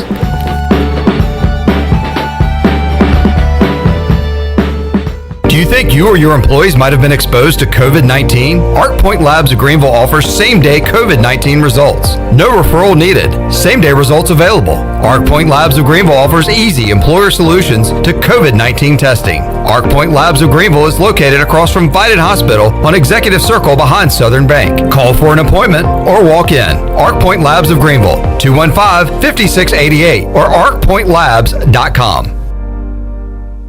Turkey, ham, bacon, these and other meats are great around the holidays and every other day, but they all leave behind grease when you cook them, and grease is a real pain in the drain.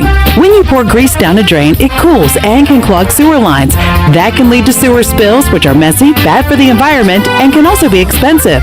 Never pour grease down the drain. Instead, collect it in a container like a used soup can or jar. Let it cool and throw it away in the trash. Together, we can protect our sewer system and the environment. For more information, go to guc.com.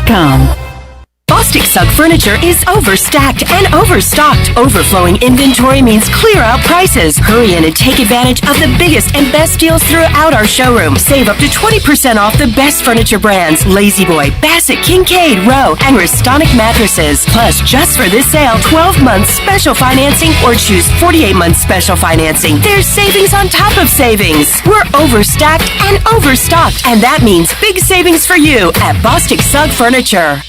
This is Ashley, and on behalf of the whole Shimmer Boutique crew, we would like to say thank you for voting us Best Gift Shop and Best Women's Boutique in 2020. We could not have done it without you, and we hope that you will shop with us this holiday season. Shimmer carries a wide variety of men's, youth, women's clothing, and jewelry, as well as home goods. Shimmer is your one-stop shop for the whole family this holiday season. Plus, we will always offer complimentary gift wrapping. Shimmer Boutique, located on Greenville Boulevard behind Starbucks, in Winterville besides New River Pottery, and in Jacksonville's Mall.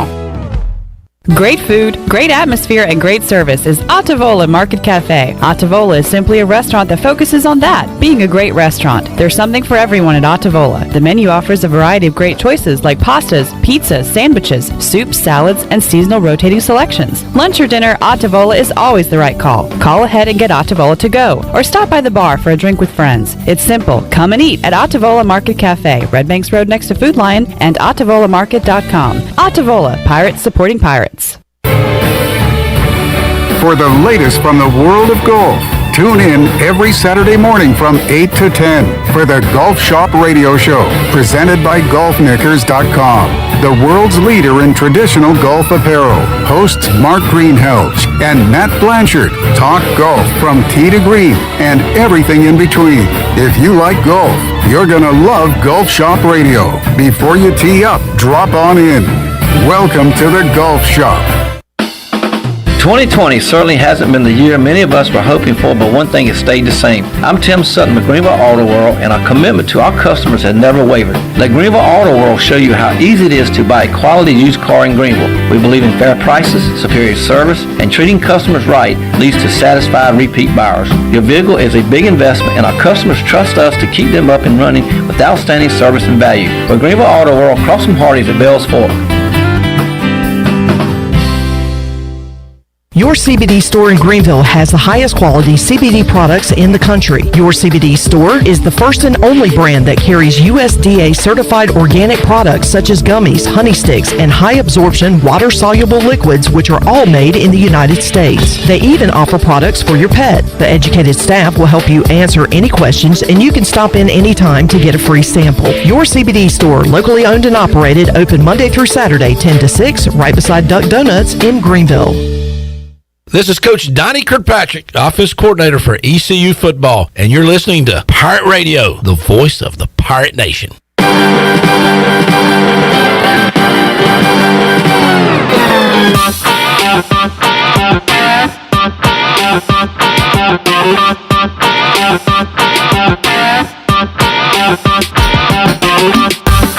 You're listening to Hour 3 of Pirate Radio Live. Now, back to the show. Welcome back. Hey, watch all of Pirate Radio's local programming on YouTube Live. All you have to do is go to YouTube and search for Pirate Radio TV, and you can subscribe today. Of course, you can watch Pirate Radio Live Monday through Friday, 3 until 6 p.m. So just go to YouTube and search Pirate Radio TV, and subscribe. Now let's head back into Pirate Radio Live. Here's your host, Clip Brock. All righty. Got a few more minutes to go here on Pirate Radio Live on a Wednesday. Coming up Thursday, we will talk to Stephen Igo from Hoist the Colors. We also will have Mike Oresco, the commissioner of the American Athletic Conference. He'll join Troy D&I in the 5 o'clock hour coming up on Thursday. Also, we will open up the treasure chest once again. So that's on the way coming up Thursday on Pirate Radio Live. We'll wrap up today's edition with a little Pirate Radio Outdoors with Bryce Williams. This is when we like to find out what Bryce has been up to when it comes to hunting, fishing, and all of the above. So, Bryce, we kind of got 2 weeks here to update people on what's been happening. So, yeah, what you been up to lately? I guess not this weekend, but the last weekend, I ended up getting a new boat, selling my old boat and getting a new boat. So, of course, I was itching to go fishing, like always, but, went fishing on the new boat and wasn't a great day trout fishing. I'm glad I got there when I did to the boat ramp because when I was pulling in, there were about 6-8 boats that were falling right in behind me, so a parking spot would have been few and far between. So I went trout fishing with this buddy of mine and had a good time out there. Unfortunately, trout fishing when it's hot, everybody's in the same creek tip, and you'll have a boat 30 yards from you just wearing them out, and you're kind of still just keep on casting trying to catch something. And unfortunately, I was the guy trying to catch something, and the guy 30 yards away from me just reeling them in. But it's still good to run the new boat, and had a good time out there. And then this past weekend, nothing I guess hunting or fishing wise, but went to the mountains and was outdoors hiking and nice spot I've never been to, Carver's Gap, which is like the Roan Mountain area in Tennessee, and that was a good thing. We had to do an iPhone recon for Anna's dad, Jay. He had laid down, I guess, when we laid down in the meadow to relax. It fell out of his pocket, and we didn't realize that till we got down from the mountain. And oh, no. Thank goodness for finding my iPhone and all that. And iPhone Recon. That sounds like a cool new game with your friends. Yeah, so we were sitting here. And, and so we found my iPhone on her mom's phone, and then on my phone we were GPS. And so I still actually have the location of where the phone general area of the location was if we had to go back, but fortunately someone, we were more technical recon rather than on foot. So, because a good Samaritan found the phone. Oh, okay. Good. Somehow found the phone because we were off the trail on the mountain, and they found it. So I guess they heard it pinging or something. So they found that, so we didn't have to get a new phone. So little adventure there too. So it was good. So I'm planning on fishing Saturday and maybe hunting that evening. So we'll see. All right, I like that idea of maybe you getting some buddies together, separate the two teams. Somebody hides a phone in a mountain.